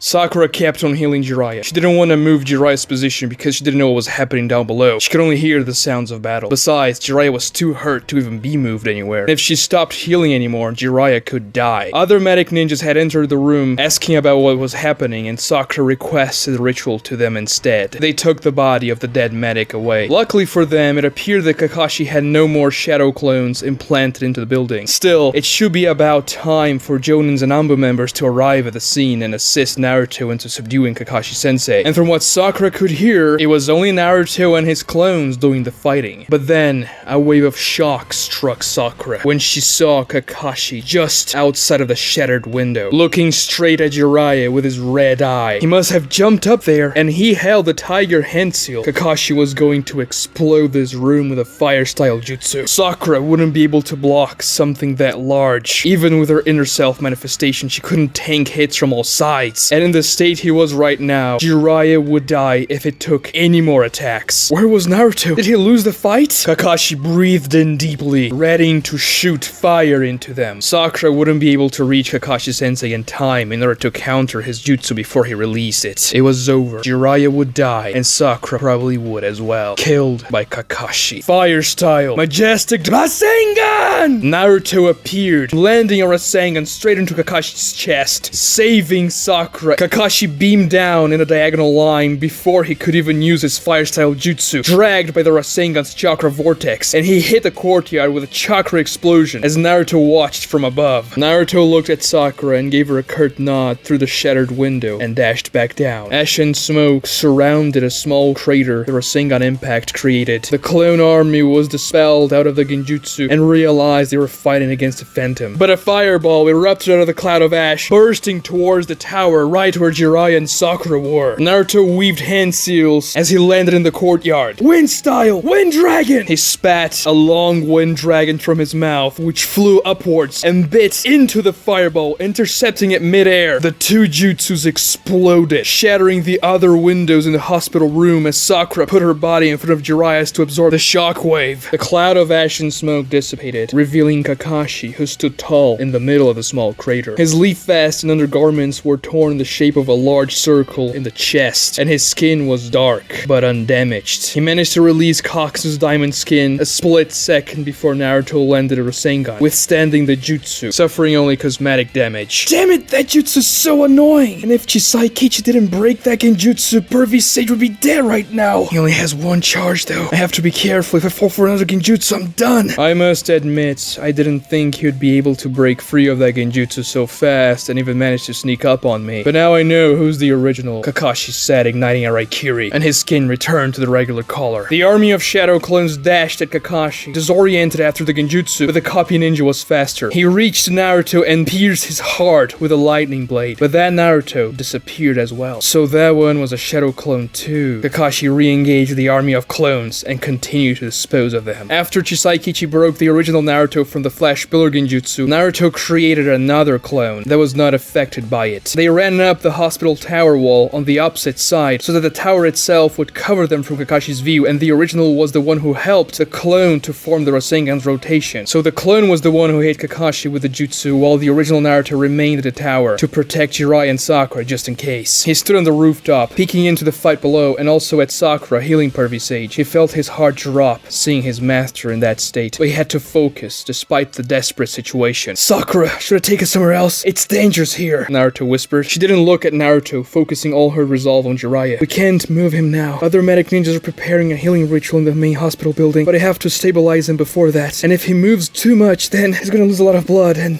die. Can he make it, Sakura? Can you save him? He's unconscious now, and it'll be difficult, but I think we have a chance. We just can't move him now. I have to keep on healing. I could summon Chief Toad, and you could heal him inside of his mouth, and then Chief Toad himself can take us out of here. Why don't you just send some of your clones for reinforcements? Nobody has arrived yet. I tried to send them, but every time my clones get away from the hospital, they are destroyed, and I can't even see who's doing it. Maybe Kakashi-sensei has some clones of his own, making a perimeter or something. Send a large pack, and summon the big Toad. There's something really wrong. This place should be teeming with leaf ninjas. It's in the heart of the village. Alright, but I have to focus a lot of chakra to summon Chief Toad, and it's gonna take some time, especially after I used so many shadow clones. Over half of the shadow clone army had been destroyed in the courtyard, but a group of 10 clones detached themselves and made a run for the Hokage's office. However, once they got about 50 meters away from the hospital, they were paralyzed and destroyed. A masked Anbu member came out of the shadows. As tiny, almost invisible insects, they were dispersed, coalesced back, and entered his Anbu robes. He looked up to the top of a tall building where another masked Anbu stood and gave him a nod. That Anbu observed the fight between Naruto and Kakashi from above. He had a clear view of the hospital in the courtyard. The masked Anbu weaved a hand seal and reached out to his master. Lord Danzo, the copy ninja, began his attack. He struck Jiraiya and launched the signal. He's now fighting Naruto Uzumaki. Is Jiraiya dead? Danzo reached back into his mind. Not yet, but his chakra is faint. He'll probably die soon, and the copy ninja is doing everything he can to finish him. As per my command. Should we interfere though? What if the Jinchuriki dies? What if the copy ninja kills him? That won't be such a great loss. If the Nine Tails dies with him, that will at least delay the Akatsuki's plans. If he doesn't die, I will control him tomorrow. What matters now is for Kakashi to kill Jiraiya and then die afterwards. But should we still do it ourselves if Kakashi fails? Only if he dies or is incapacitated. For now, just make sure the rest of the village is not aware of anything. Yes, my lord. The chakra counter barrier we created around the hospital perimeter is blocking the chakra signature and the sounds of the fight. Torune is making sure the Jinchuriki's clones can't leave the barrier, and Delta Squadron is using their genjutsu to divert civilians away from the hospital as well as other ninjas. And they're also making sure nobody else leaves the hospital to seek help. Good. Connect me to the Grand Battalion, Fu. I wish to know their status. Fu weaved hand seals, establishing a mind link between Danzo and Itoji, the leader of the Grand Battalion, which was positioned in an underground alcove in the northeast side of the village. Itoji, are your men ready to intercept the army? Yes, my lord. They should be here in about 12 minutes, judging by when the flare was launched. Good. Make sure they are seen and that they do some damage to the village. But deal with them swiftly and decisively. Only collect a handful of prisoners. Yes, Lord Danzo. Naruto finished molding enough chakra, but Kakashi destroyed the entire Shadow Clone army, and he was heading up to the tower to kill Pervy Sage. Sakura kept on healing, and Naruto had to decide what to do, and fast. Damn it, the clones I sent out didn't make it again, and Kakashi-sensei is coming for us. If I summon Chief Toad now, Kakashi-sensei can do damage to him, and we won't be fast enough to put Pervy Sage into his mouth. I have to make more clones instead to distract him. Then do it! But I can't do it, Sakura, I can't kill him. He'll find a way around it, idiot. I trust you. Just do it! Naruto nodded. Multi-Shadow Clone Jutsu! An army of shadow clones manifested itself on the hospital tower. They stood up on the wall, using chakra to glue their feet into it, and the massive number of clones painted the round tower orange. They attacked Kakashi, who was running up the tower, and a vertical melee battle ensued. Kakashi punched through the clones, trying to reach Jiraiya's room. He's gonna get here eventually. My clones can't touch him, and he copied a new jutsu that makes my Rasengan useless. Naruto told Sakura, looking at Jiraiya's bloody chest. You have to subdue him somehow then. He can't reach this room, Naruto. If Lord Jiraiya takes any more damage, I won't be able to do anything. Right.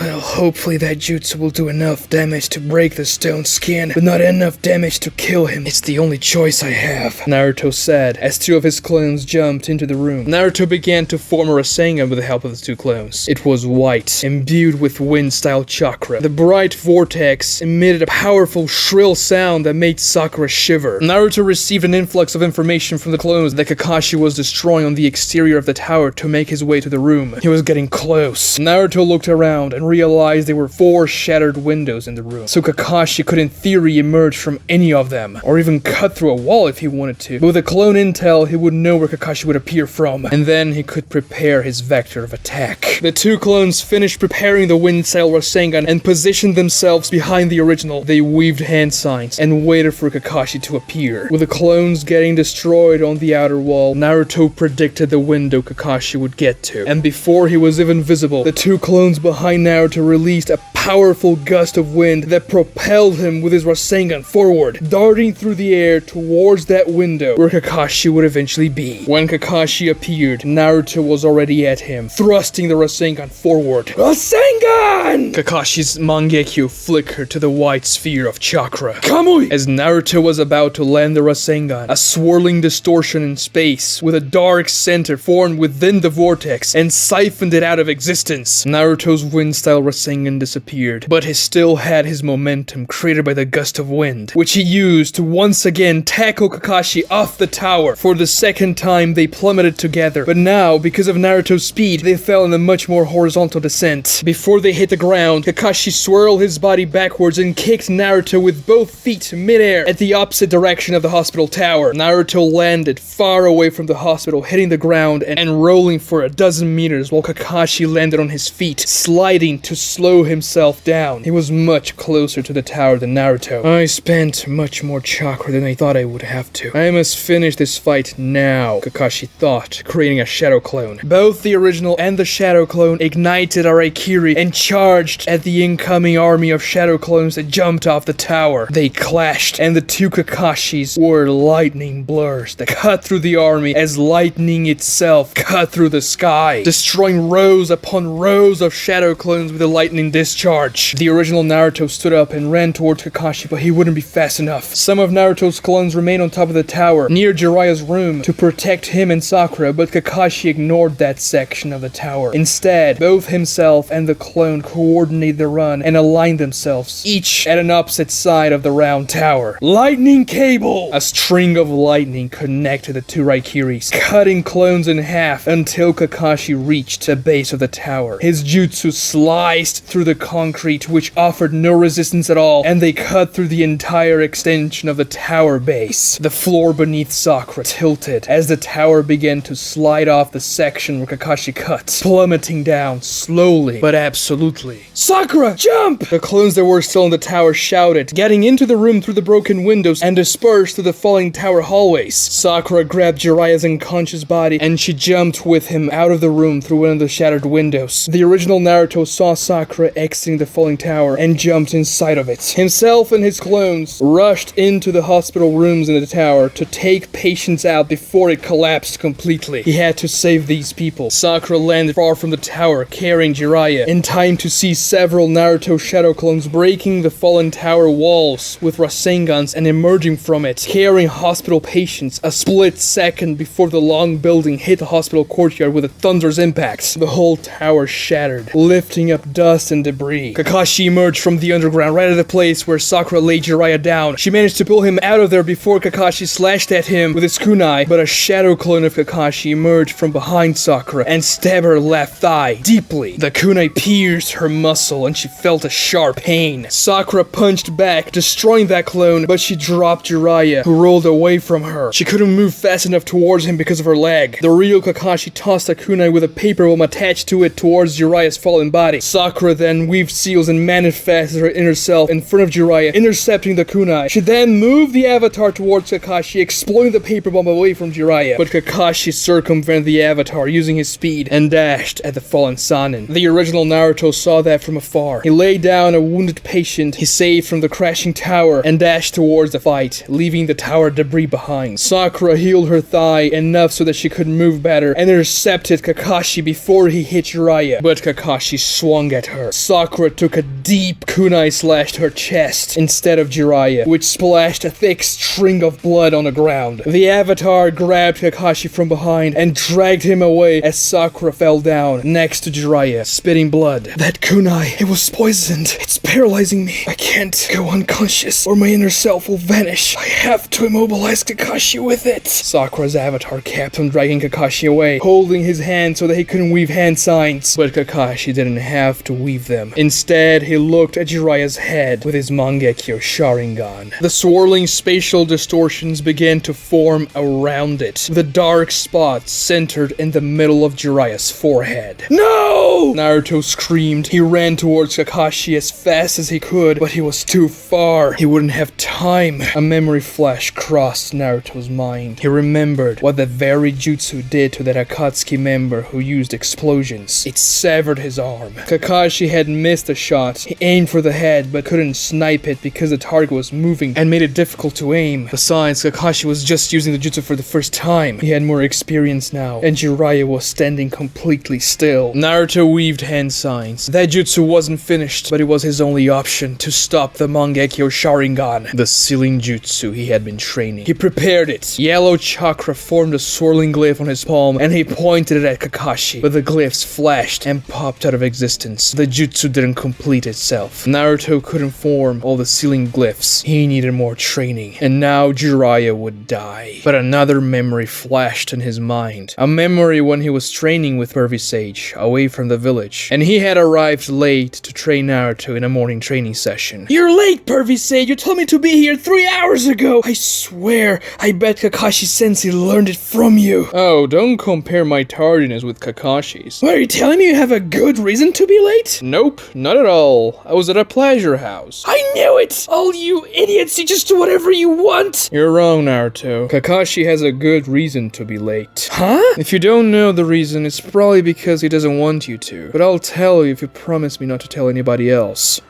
Sakura's vision began to tunnel. She was about to pass out, but she steeled herself. She had to keep pushing Kakashi away. The avatar couldn't twist Kakashi to turn his view from Jiraiya because of Kakashi's own resistance, but she had to keep trying. Jiraiya's head was almost completely distorted. The Kamui had almost sucked it in. Kamui is much slower on living targets, but it doesn't matter. Even if Sakura's ethereal avatar keeps on dragging me away, I won't break eye contact. He will die, Kakashi thought. Remember Obito, Kakashi-sensei! Remember what he told you that day! Don't let Pervy Sage die! Don't repeat your own mistakes! You swore you wouldn't let your comrades die! You promised him, and then you promised me! An image flooded Kakashi's mind after Naruto's words. Rin, spitting blood on him, dying in his arms. Everywhere was drenched in blood. Obito, crushed by a rock. Minato-sensei, dead. Kushina, dead. His own father, dead. Something in Kakashi's mind snapped. He immediately closed his left eye a split second before Kamui was completed. The space distortions vanished at once and Jiraiya's head returned to normal. Kakashi felt a mix of emotions. Shame, confusion, fear, and relief. Up until a second ago, he had utter conviction on his actions. He knew that Jiraiya and other ninjas like him had to be eliminated. Almost as if he had never met Obito. Almost as if he had continued to be the way he was prior to Obito's death, but only he turned much worse. However, Naruto's words snapped him back to reality. That wasn't normal genjutsu, or even mind control. It had to be something else, something far more powerful and sinister. Sakura passed out next to Jiraiya, and her avatar fizzled out. Kakashi-sensei, are you back? Naruto asked, getting close to him. Kakashi felt his knees, looking around himself, feeling shock, and a tear dropped from his Mangekyo Sharingan eye. Naruto had never seen Kakashi-sensei shed a tear. Sensei! Naruto touched his shoulder. I'm sorry, Naruto. I don't know what happened. A tear of joy escaped Naruto's eye, and he hugged Kakashi. I'm glad you're back. We have to save Pervy Sage and Sakura now. Kakashi stood up, trying to forget his shock. He ran towards Sakura, pulling a small syringe from his satchel and injected a fluid into her. Antidote. My Kuna was poisoned. We have to take her to the hospital. They're really badly hurt. I'll do it, Naruto. You have to do something else if you still have chakra, because I'm depleted. Kakashi said, falling back on his knee, feeling the side effect of his Mangekyo Sharingan usage. What is it? I don't know why or how I know it. I just do. There's an army of mercenaries, 5,000 strong. They will attack the Leaf Village coming from the northeast side. We don't have time. They're attacking it right now. Rush there. Warn as many ninjas on your way there as you can. Naruto didn't even question Kakashi. He nodded and rushed away towards where the army was coming from. Lord Danzo, it seems the copy ninja was broken out. Fu sent a telepathic message, looking at Kakashi as he dragged Jiraiya and Sakura to the main hospital building. Impossible. I used 3 charges on him. It appears that Jinchuriki managed to do it. Kakashi is weakened though. He can barely stay up and has no chakra left. Then kill him and Jiraiya. But there's something else, my lord. I think Kakashi warned the Jinchuriki about the army's attack. He's somehow full Delta Squadron and is heading to where the mercenaries will appear. They couldn't stop him. The army should almost be at the village, shouldn't it? Contact the Grand Battalion. Order them to intercept the Jinchuriki and any possible reinforcements. Fu reached out to Itoji, the Grand Battalion Lord, but he couldn't find him. He then tried other members of the Grand Battalion. One by one, Fu couldn't contact them. Lord Danzo, the Grand Battalion, I can't reach any of them. How can this be? There are only a few explanations. They're either over 50 kilometers away, sealed, or dead. If the Grand Battalion was taken out of commission, then they won't be able to stop the mercenaries, and they will ravage the village. Fu, drop everything. Go to the northeast side. I will meet you there with my retinue. Perhaps we can still salvage this. What if the copy ninja and Jiraiya? Leave them for now. Do you know what happened, sir? No, I do not.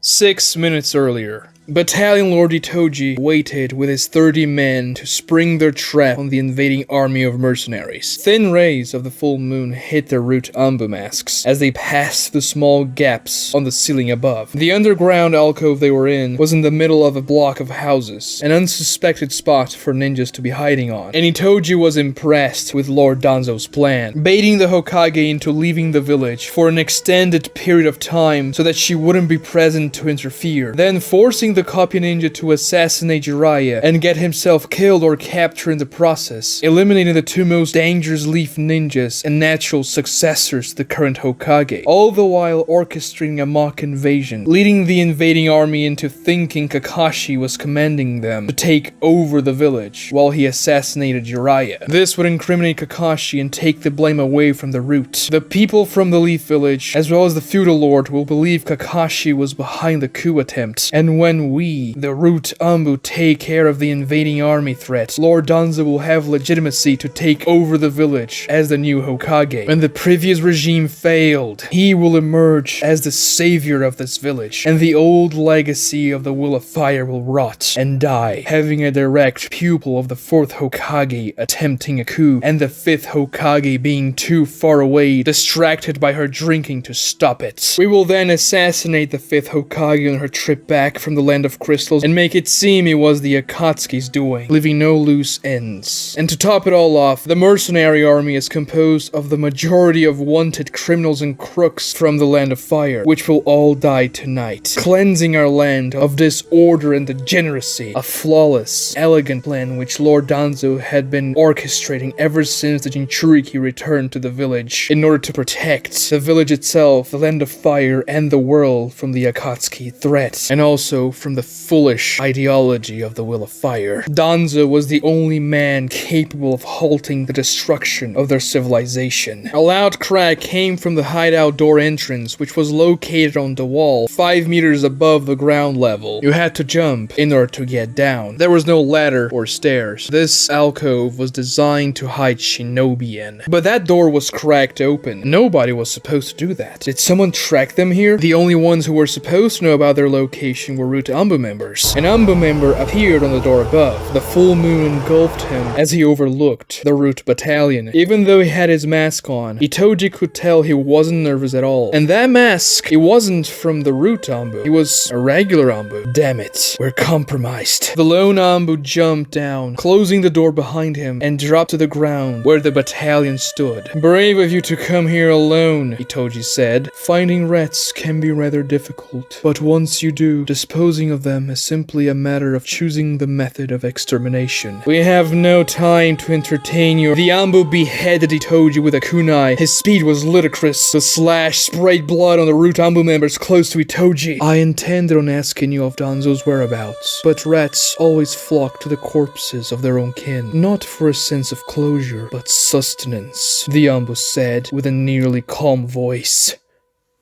Naruto jumped from rooftop to rooftop as fast as he could, going towards the northeast side of the village. He summoned Blind Frog to spit a massive cloud of smoke and hide himself from whoever was destroying his clones. And then Naruto used the speed he learned from Bushy Brown to escape the hospital perimeter, and told Blind Frog to warn as many people as he could about the incoming invasion. He wanted to get to the village wall as quickly as possible to see the army arriving and protect the village. He sent about a dozen of his shadow clones in different directions, yelling, "Invasion at the northeast side! We need reinforcements now!" Trusting Kakashi Sensei's instructions. About 30 other Leaf Ninjas jumped around close to him, following Naruto, having heard about what was going on. Many of them seemed skeptical, but they had at least some degree of trust in Naruto. After all, he's been doing some tough missions lately, and rumors spread fast, especially about the Jinchuriki of the village. Naruto could recognize a few of the ninjas that followed him. Yugao, the girl whose body Naruto inhabited, and Shino's dad. Naruto didn't know his name. Iruka Sensei then joined the dashing shinobis. "Naruto, what's going on?" Iruka asked. He wore civilian clothes and was probably off duty tonight. "I just know there's an army of 5,000 that's going to attack from the northeast. This probably has something to do with that flare I saw earlier." "Yeah, I think you're right, but we can't let them get into the village." "I know, but stay close to me, okay? This is gonna be dangerous. 5,000 is a crazy number." The village wall came into view, and a Hyuga member that Naruto remembered from last night joined the crowd as well. He was from the main family, one of the guys who almost attacked Naruto after he punched Hiashi's dad. His Byakugan was activated. "He's telling the truth. A massive army is coming from that direction. They're about 400 meters away from the wall," the Hyuga shouted. "Listen up! Once we reach the wall, we must hold it and use it as leverage. It's the only way to fight at such a numbers disadvantage. We have to hold the wall until more reinforcements arrive," Yugao yelled. "Naruto, stay close to me and follow my instructions, alright?" Iruka said, looking worried. "Iruka-sensei, I can take care of myself." "You're still a genin, Naruto. You shouldn't even be here. But you have to obey me, okay? It's the chain of command." Naruto nodded reluctantly, but that calmed Iruka down. "You look roughed up already, and your clothes are all bloody. What happened?" "I'll tell you later over a bowl of Ichiraku ramen."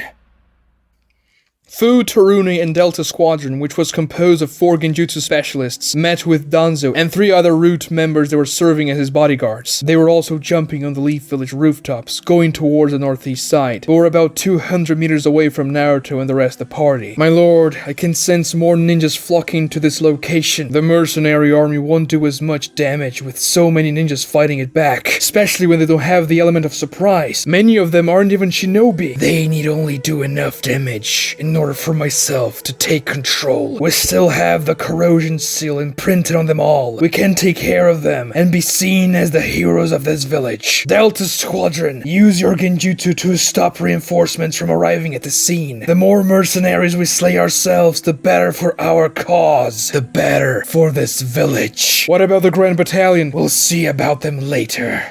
Naruto and the now 40 shinobi who accompanied him jumped up the village wall. Members of the wall guard joined them as well, and alarm bells began to ring. This section of the wall was unguarded. The bells should have rang long ago. There's something fishy going on, Iruka thought, looking at Naruto. But if it wasn't for him, things could have been much, much worse. They heard the sounds of the incoming army. They screamed and ran towards the village from within the forest. "Naruto, do you have a weapon?" Iruka asked. He didn't have his shinobi gear after all. Naruto grabbed a kunai from his satchel and threw it to his old sensei. They exchanged a nod. "If anything happens to me, I want you to run, alright? I want you to save yourself. I would never leave anyone behind. Especially you, Iruka-sensei. Promise me, Naruto. It's 5,000 enemies," Iruka said, when thousands of kunais, arrows, shurikens, and long-distance ninjutsu were thrown at them on top of the village wall. They took cover behind the wall crenellations as the long-distance attacks created a chaotic cacophony of striking sounds and explosions. Iruka took a kunai to his shoulder and dropped down, clutching his wound. It pierced him deeply. "Sensei!" Naruto yelled, kneeling next to him. "I'm alright. Naruto, you have to leave. It's too dangerous here. I have to take you to the hospital." "No, I will fight. But you have to go. I can take care of this wound myself." "Are you crazy? I'm not a kid anymore. I don't have to leave." "I told you to follow my orders. You're still a genin." "I'm not following your orders tonight, because I'm not abandoning anyone, much less you." More attacks pelted to the village wall, startling Naruto Naruto and prompting the Leaf Ninjas to stay behind cover. Don't worry, Naruto. The leaf walls are sturdy. It would take way more than that to destroy them. I'm worried about you, Naruto said, looking at the bloody kunai. I don't even know what to do. If I remove it, will it bleed more? It's dangerous if you bleed too much. I've had much worse wounds than that. If you're gonna stay, Naruto, then you have to focus. Once they scale the wall, this will become a chaotic battleground. Long-range attacks kept on hitting the wall. But then, Naruto noticed for the first time that several of the projectiles overshot the wall and landed in the village itself, behind it, hitting houses, streets, buildings, and even some distracted civilians. Naruto saw a small girl who got hit in the leg by a crossbow bolt. He then looked at the kunai piercing Iruka-sensei's shoulder. Something awoke inside of him. Naruto's face looked severe, angry, but controlled and determined. They are 100 meters away! Prepare yourselves! They'll scale the wall at any moment! The Hyuga shouted as projectiles continued to fly their way. No! What? No, Naruto, you have to focus! You have to obey them! The enemy's gonna be here any moment! Iruka said, looking stern, but Naruto weaved the shadow clone hand sign, ignoring him. No! I am not gonna let them do any harm to my village! Naruto stood up on top of the wall crenellations, holding the shadow clone hand sign. Bright yellow chakra began to flare around him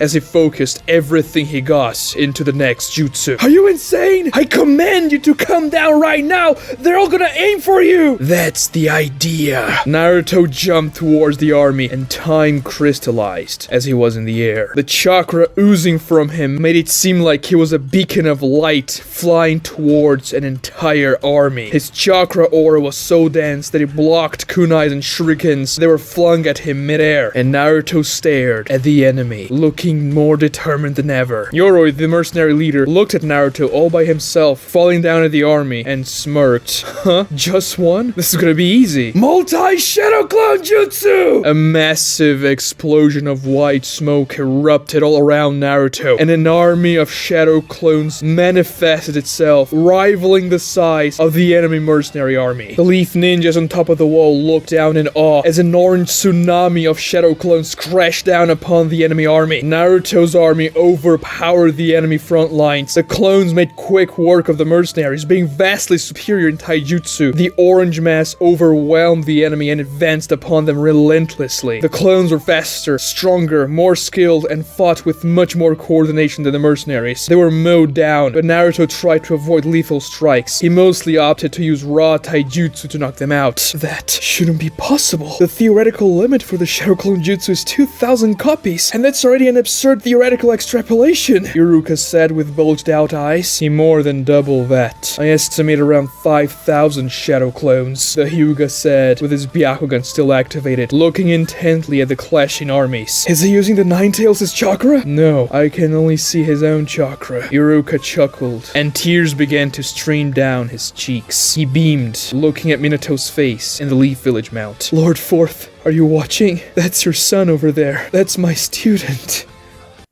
Danzo and his cohort of 10 Root Anbu members observed Naruto's clones steamrolling their hired army from the top of a tall building. I underestimated him. I should have used a charge on the Jinchuriki prior to the attack. The village was barely even affected. They couldn't even breach the wall. What do we do now, my lord? Fu asked. We lost this battle, but now we need to make sure this fiasco isn't traced back to us. Come with me, all of you. We must discover what happened to the Grand Battalion, Danzo said, looking up as a cloud covered the full moon, casting the village in darkness. Danzo and his retinue arrived at the door that led to the alcove where the battalion was hiding. Fu opened it, and they couldn't see anything inside, for the moonlight was overcast. I don't sense any chakra presence down there, my lord, Fu said as they looked at Danzo, who nodded, and they jumped in. When they landed on the underground floor, the impacts of their fall made a wet noise, and they felt a stickiness on their feet. The wind blew the clouds away, revealing the moon behind them, which shone a beam of light into the underground alcove. Everything was red, covered in fresh blood. The corpses of all battalion members were nailed with kunais on the walls of the alcove. They were mangled, destroyed. A solitary figure stood in the middle of the room. He wore a cloak that used to be black, but now was painted crimson with the blood of the once feared Grand Root Battalion. The figure's back was just turned towards Danzo and his retinue. I couldn't sense his chakra at all, Fu said, terror oozing from his voice despite his best efforts. And so the rat comes crawling to the gutter, smelling the blood of a carcass. I warned you about what would happen if you stepped out of line, Danzo, the figure said calmly, turning towards the root members, showing his once white mask, now drenched in blood. Danzo recoils back, instantly recognizing the voice. Every single hair in his body was lifted up, and he felt a vacuum in his stomach as a primordial fear took over him. Fu, call every single remaining root member to this location. All of you, Formation 17, you must buy me time for me to undo the seal on my right arm.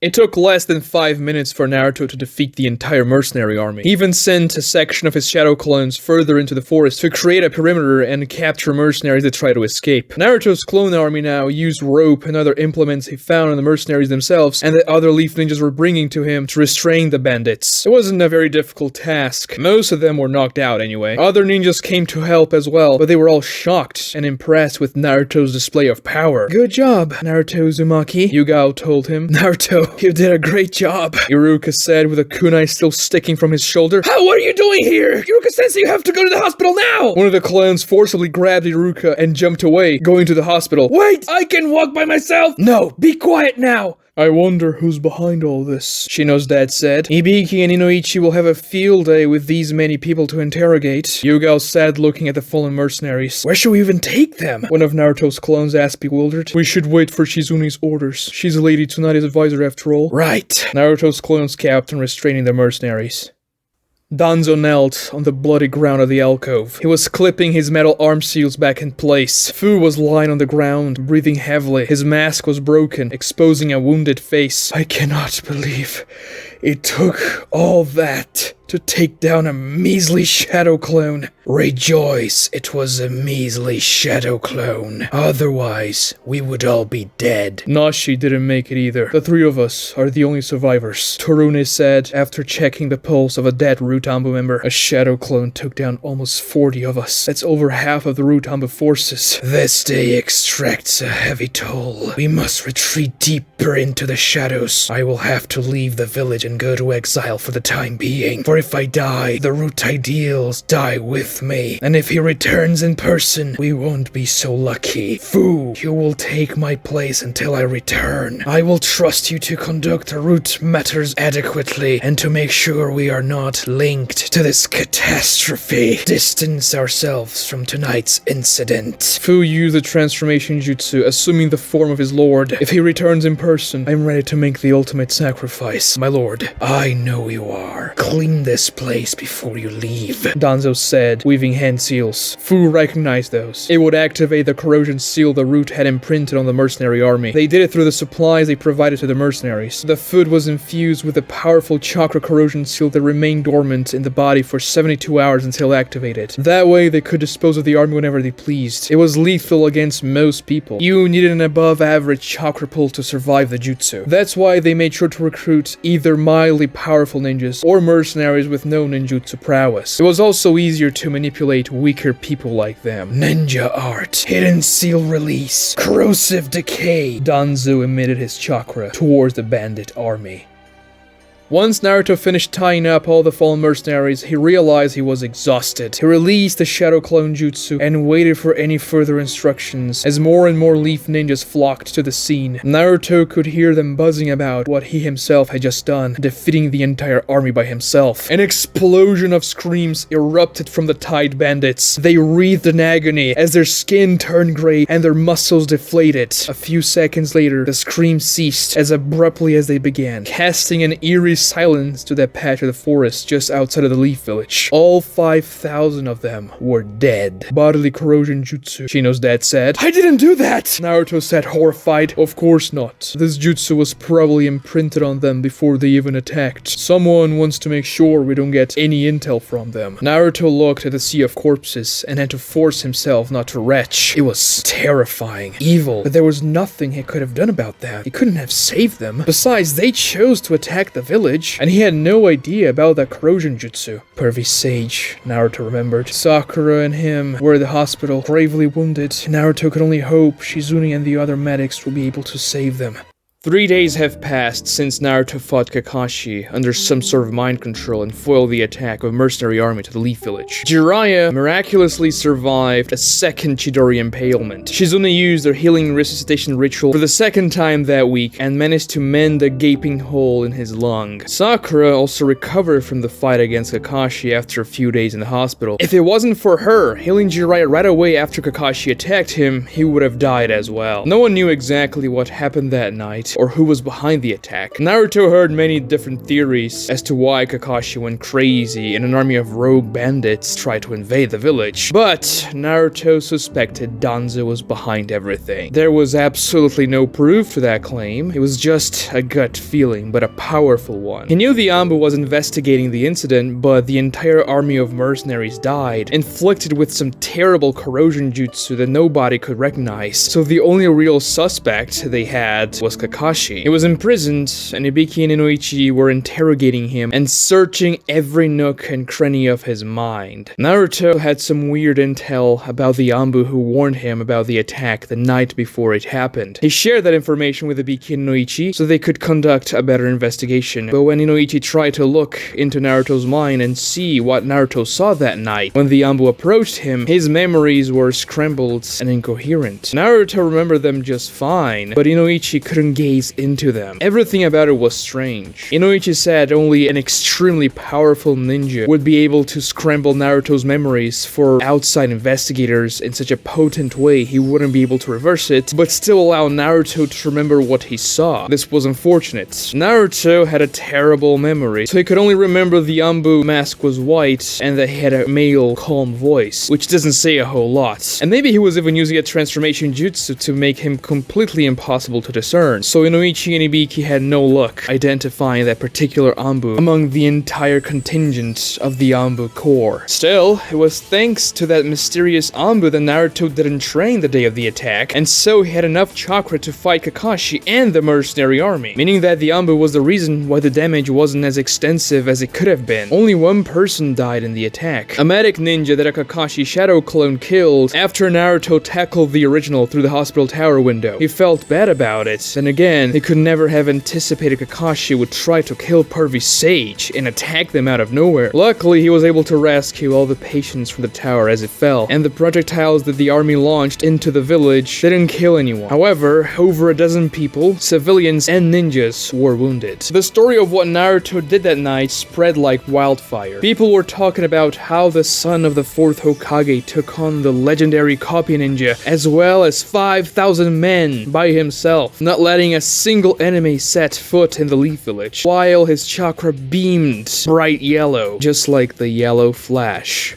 On a side note, a lot of people were confused or making very crazy theories about why Naruto was exuding yellow chakra last rewrites. It's just that Naruto has yellow chakra in the manga, and this is a rewrite of the manga. So in that particular scene, Naruto was just using a lot of chakra, which meant the chakra became visible to create all those 5,000 shadow clones. The difference of how most Leaf Ninjas treated Naruto now was night and day from what he used to be. It was almost like Naruto had become one of them, finally. For the first time, Naruto felt he was a regular Leaf Shinobi, not a Jinchuriki, a demon, a vessel. A sense of accomplishment and belonging grew in Naruto. He had protected the village, and he was acknowledged by them. He felt sure he had taken an important step into becoming Hokage. He was also glad that the story of him defeating the army overshadowed the rumors about Hinata being imprisoned and in the route Anbu. Over the last 3 days since the attack, the Leaf Village didn't send any ninjas into new missions, and the ones who arrived back from missions into the village were commanded to stay put. Security all around the village was reinforced to prevent any other incidents in the absence of the Hokage, and the additional ninjas that didn't go on further missions would help in that regard. They all waited for Tsunade to arrive from her journey to the Land of Crystals, and Naruto trained his Uzumaki sealing jutsu with Yamato. Naruto over those days. He had needed that jutsu to stop Kakashi and failed to produce the results he wanted when Kakashi was using his Mangekyo Sharingan ability. Luckily, Naruto still managed to break his sensei out of that mind control influence he was under. Otherwise, Pervy Sage could have died. But still, he had to master that sealing jutsu, which he worked hard for during those 3 days since the attack. Now Naruto waited close to the main Leaf Village gates. Shizune told him that they would arrive around sunset, just after Naruto finished another training session, and he headed there straight from the training grounds. He wasn't there to talk to Granny Tsunade, though he would certainly brief her about everything that happened during her absence. Rather, he was there to tell Kiba and Shino about Hinata. They were her former teammates after all, and Naruto was the one who leaked the information about her. It would be better to tell them than to let them find things out through weird rumors. So Naruto waited to meet them at the gate. Naruto! Hey! One of those two guys that were always together said. They were both serving as the gate guards. Naruto had no clue what their names were. Hey there! We heard you took care of an entire army, Naruto. You should leave some for us.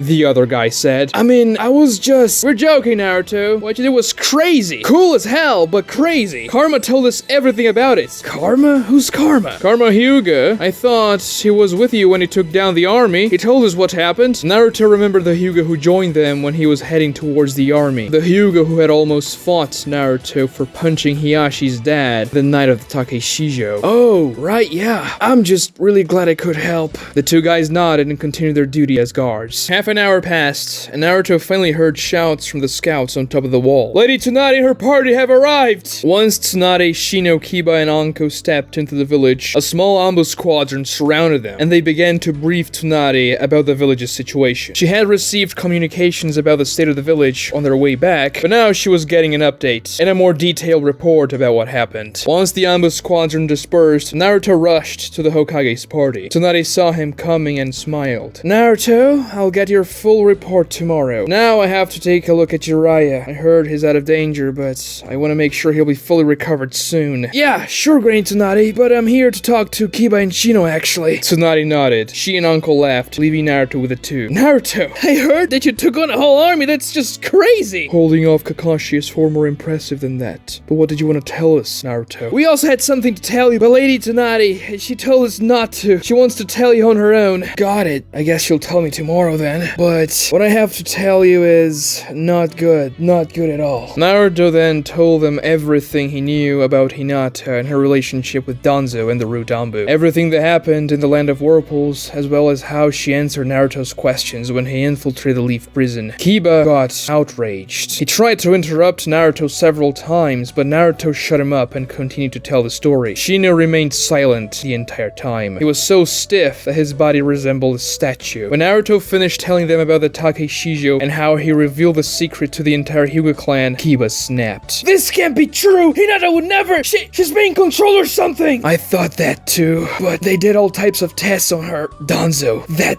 bastard, he brainwashed her. Shino finally moved. He leaned against the wall of the village, looking extremely exhausted. All of a sudden, it's my fault. I should have noticed. I should have been there for her. I should have done something about it. I felt it was strange when she quit going on missions. I even asked her about it, but she gave me reasonable explanations. I just thought she needed more time to process her mother's death, but I should have been more thorough. I was incompetent, careless. I mean, it wasn't our fault. What could we have done instead? She fooled everyone. We could have been better friends. Shino felt a cold steel blade pierce his heart. He didn't know how to be a good friend, but even with all his efforts, it was never enough. Hinata had been his teammate for so long, and yet he couldn't help her when she needed him most. I also couldn't do anything. I'm also guilty, Shino. You shouldn't carry all that burden. Thanks, Naruto. I mean, we have to go talk to Kurenai-sensei, right, Shino? Naruto realized he had forgotten about Hinata's old sensei. It didn't even occur to him to go talk to her. Do you think she knew about Hinata and her secrets? No, there's no way Kurenai-sensei would let that happen if she knew. She wouldn't stay quiet. I agree with Kiba. She certainly did not know. But we have to go talk to her regardless, so we can at least offer some support. First, Asuma-sensei, now this. Kurenai-sensei must be having a rough time. Naruto gave them a solemn nod, and they left. Sasuke, Karin, Suigetsu, and Jugo rested in a cave. "Karin, it's time," Sasuke said, with a casual tone. Karin beamed in happiness, pulling her sleeve up. She had been healing Sasuke constantly after the fight against Hokage and her minions. The curse mark almost destroyed his body, and the damage was vast. But thanks to her special healing ninjutsu, he was recovering well. Sasuke bit into her arm, and Karin moaned as her chakra flowed to him. "Do you really have to make that noise every time he bites you?" Suigetsu asked, rolling his eyes. "You idiot! Have you ever been bitten like that before? It really hurts!" "That moan of yours is not of someone that's suffering. It may be painful, but you're enjoying yourself beyond belief, you degenerate." "Shut up, Suigetsu!" Sasuke took his mouth off Karin's arm. His skin still had a gray hue, and several veins were popped all around his body from the excessive curse mark usage. "Stop antagonizing her, Suigetsu. I have to recover fully before we find Itachi. You know, if you have to recover so badly, we could at least stay in a proper inn to have some better rest." "Don't be a fool, we've talked about this. Suigetsu, we're in the land of fire right now. We're all wanted here, especially Sasuke. We can't just show ourselves so lightly," Jugo said, communicating with birds. "They tell me there are no ninjas in the area. We should be safe here for now. Even still, when we get to the south of the land of fire, we'll have to start interrogating people and stuff, right?" "Naturally. But until then, we'll stay hidden." "Why couldn't he have just given you the exact location, though? South is almost as vague as it can get." "It is indeed strange. By south of the land of fire, I can only assume Itachi meant the Blazing Horn region, the great land of fire peninsula that borders land of tea in the south, right?" Jugo asked. "That is my assumption, although that's still a massive amount of land to cover." "That's what I'm saying, it's so freaking vague! If he went through all that trouble to tell you about his location, why not just be specific so he can get there quick? I mean, apparently he wants to fight." "Itachi is the worst creature to ever inhabit this world. He may be planning something other than just killing me. We must be on our guard." "That's alright, Sasuke, I'll be here for you," Karin said, rubbing her body against his. "I still feel sluggish, even after several days of you healing me. Can't you heal me any faster, Karin?" She blushed. "Well, actually, I can." "Then why didn't you do it?" Karin's face became beet red. "Well, yes, you know, the flux of healing chakra I can emit becomes more intense if it's drained closer to my chakra core. In other words, the healing ninjutsu gets more powerful the closer you bite from my heart. If you did that, your body should heal faster because the chakra will be more intense." "That's just desperation, Karin. Come on. It's true, that's how my jutsu works." "Why didn't you say so before?" "Because I don't want to do that in front of Jugo, and especially Suigetsu. He's gonna stare. If you want to do it, Sasuke, we could go to somewhere more private." "What? Hell no, I want to see that. Do it right here. Shut up, you pervert." Suigetsu is right. We need not concern ourselves with such futile matters. "But Sasuke, I'm embarrassed." "If you're embarrassed to contribute to my cause, then you may leave." Sasuke's cold tones sent shivers down Karin's spine. His serene demeanor contrasts her frantic and erratic moves, but Karin breathed in deeply and steeled herself. She couldn't just leave. She had to be with Sasuke. So Karin pulled down the collar of her robes, exposing the middle of her chest, which was littered with human bite scars. She was careful not to expose her breasts, though, especially with Suigetsu there. Sasuke bit her chest without any warning, as casually as he bit his rations. Karin let out the loudest moan of her life, as a thick stream of green chakra flowed from her chest to Sasuke's mouth, and then body. Karin could barely contain her most primal instincts. She entered a trance-like state. The things she wished to do with Sasuke, or rather, the things she wished Sasuke would do to her, all surfaced to her mind's eye. She prayed that that moment would last forever. Look at her face! Look at her face! Careful, Sasuke. If you keep on doing this, she'll die of dehydration. Suigetsu cackled in laughter. That woke Karin up to reality. Her most beautiful daydream to the most heinous creature she'd ever met. That stupid white-hair brat. Shut up, Suigetsu! Karin, you shouldn't be screaming. You should enjoy yourselves to the fullest. This is the closest you'll ever get to doing anything with Sasuke. I'm not trying to do anything with him. Your face was saying something else. Sasuke kept on biting Karin's chest, draining her chakra with an emotionless expression. He wasn't bothered at all by the two bickering about Sasuke himself. His skin was slowly returning to its regular shade, and the bulged out veins receded. Talk about a convenient jutsu for you. For your information, this is something very normal. Sasuke's not even close to being the first person to do it. Oh, well, it doesn't change the fact that this will be the furthest you'll ever get with Sasuke. You simply lack what it takes. What do you mean? What it takes to be appealing to Sasuke. Suigetsu. Sasuke kept calm, utterly unfazed by what they were discussing. I am very appealing, thank you very much. Well, let's just say you lack volume from behind. That's not something you can compensate for, really. You either have it or you don't. Suigetsu, stop. Huh? Why would that matter? It's just what Sasuke likes, right, Sasuke? Sasuke said nothing. He may be feigning ignorance right now, but I know his taste, right, Sasuke? Big bottom, pink hair, just like Sakura. Sasuke's face contracted against his will and he bit into Karin's flesh with much more force than necessary, drawing blood. Karin moaned even harder than before, and Sasuke recoiled, recomposing himself. That blabbering dog freak. Sasuke mumbled as he wiped Karin's blood from his lips. What? Who's Sakura? Who is she? Who's that? No one, Sasuke said, but Suigetsu giggled. I want to know, please tell me. I have the right to know. Forget it, Karin, Sasuke said again. He made a fist and squeezed it. It seems that healing was way more effective than I thought it would be. I'm almost 100% now. We'll do it again tomorrow and continue our journey to the Blazing Horn. Suigetsu showed his tongue to Karin with a smirk. She punched him in the face, exploding his head into water, and went to her sleeping bag. Suigetsu's head reformed itself casually, and he kept on smirking at Karin. The corpses of Fu and Han laid on the cave ground. The ghetto statue overlooked them as the Akatsuki had just finished sealing both the 5 and 7 tails. Itachi, Kisame, Deidara, and Tobi were presentially standing on the ghetto Mazu's fingers, while Zetsu, Konan, and the leader were holograms. This one took longer than I thought.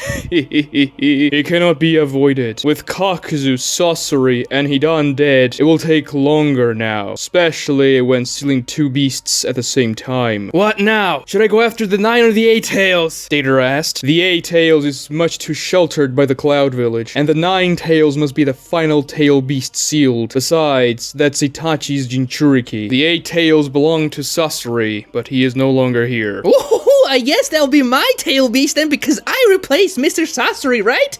We should just go with the flow then. I have unfinished business with my younger brother. I will be meeting him soon. Is that wise, Itachi? He's already killed Orochimaru and gathered a team for the sole purpose of exterminating you. Orochimaru is nothing compared to me, and this battle has been written in our destinies for a decade. I will see it through. No! I was the one who's gonna take down Orochimaru, so I'm gonna be the one taking Sasuke down as revenge. He'll pay for what he's done. Deidara, if you fight Sasuke, you will die. None of your jutsu will work against the Sharingan. You bastard! Calm yourself, Deidara. We shan't take unnecessary risks. If that's Itachi's fight, let it be his fight. But it would be much more fun and even safer if we all went after Sasuke, you know? Kinda like we go after the Jinchuriki? Itachi stared at Tobi after he said that. Besides, that'll take a lot of work off Deidara-senpai's shoulders. He's been working like a slave, so I thought we could all pitch in and that he wouldn't die of exhaust. Shut up, Tobi! I see your point, and perhaps you offer some wisdom, Tobi. We should combine our efforts to eliminate Sasuke. If he killed Orochimaru, then he certainly is a formidable threat. Sasuke Uchiha also defeated another Sanin, Jiraiya, in all-out combat. Black Zetsu said. When did that happen? When we were sealing the 2 beasts. Is Jiraiya dead? It appears he survived. There was also a coup attempt in the Leaf Village. Apparently the 9 tails fought against the copy ninja and defeated an entire army single-handedly. Then we cannot take him lightly either. Why did he fight the copy ninja though? It appears he may have been the one to launch the coup attempt, though it failed. That's odd. I thought the copy ninja wasn't the betrayer type. Leave politics do not concern us. Itachi, where will you fight your brother? Itachi paused for an instant, closing his eyes. In the southern region of the Land of Fire. I have not yet decided when or where where exactly yet. So he knows about the general location at least. Yes, very well. Sasuke's a direct threat to our organization. Deidara and Toby, you must also go there with the goal to eliminate Sasuke Uchiha. Then why don't we all join forces? I doubt Sasuke would have much of a chance against the four of us. Over my dead body, I will be the one to take him down. My art alone will prevail. Kisame-senpai, I don't think it will be smart to get on Deidara-senpai's way. He gets really scary when it comes to his kitsch. What did you say? Nothing, senpai. I also would prefer to fight him alone. Yes, we should all try to face him alone. The winner takes it all. So what are you betting, Toby? Honestly, I don't have anything. You're a funny guy. Very well then, the four of you head to the Blazing Horn. But before that, Kisame, I will need you to use that jutsu again. The organization is running low on funds. The loss of Kakashi has generated this financial problem we must solve. I can do that, but if we keep on fooling the black market dealers like that, we will soon no longer be trusted.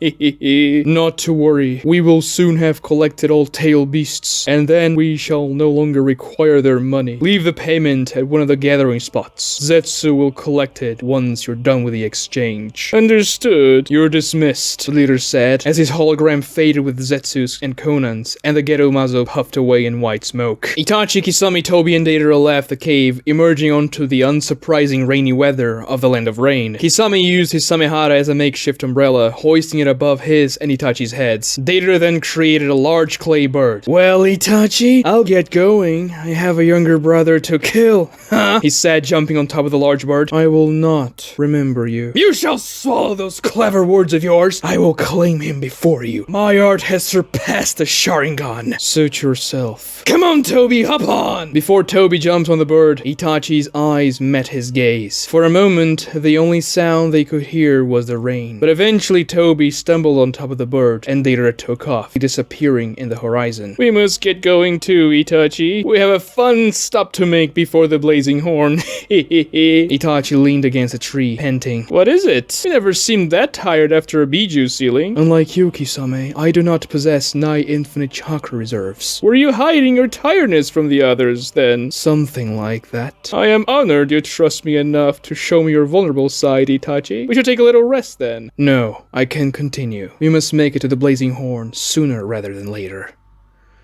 In the late afternoon of the following day, Tsunade summoned Naruto to her office. He was tired from a long day of training with Captain Yamato, but eager to learn what the Hokage wanted to tell him. Naruto told her everything that happened, from the Takeshijo bout to the weird Ambo member to the fight with Kakashi and the army of mercenaries, as well as he could remember. Once he finished, Tsunade let out a loud sigh.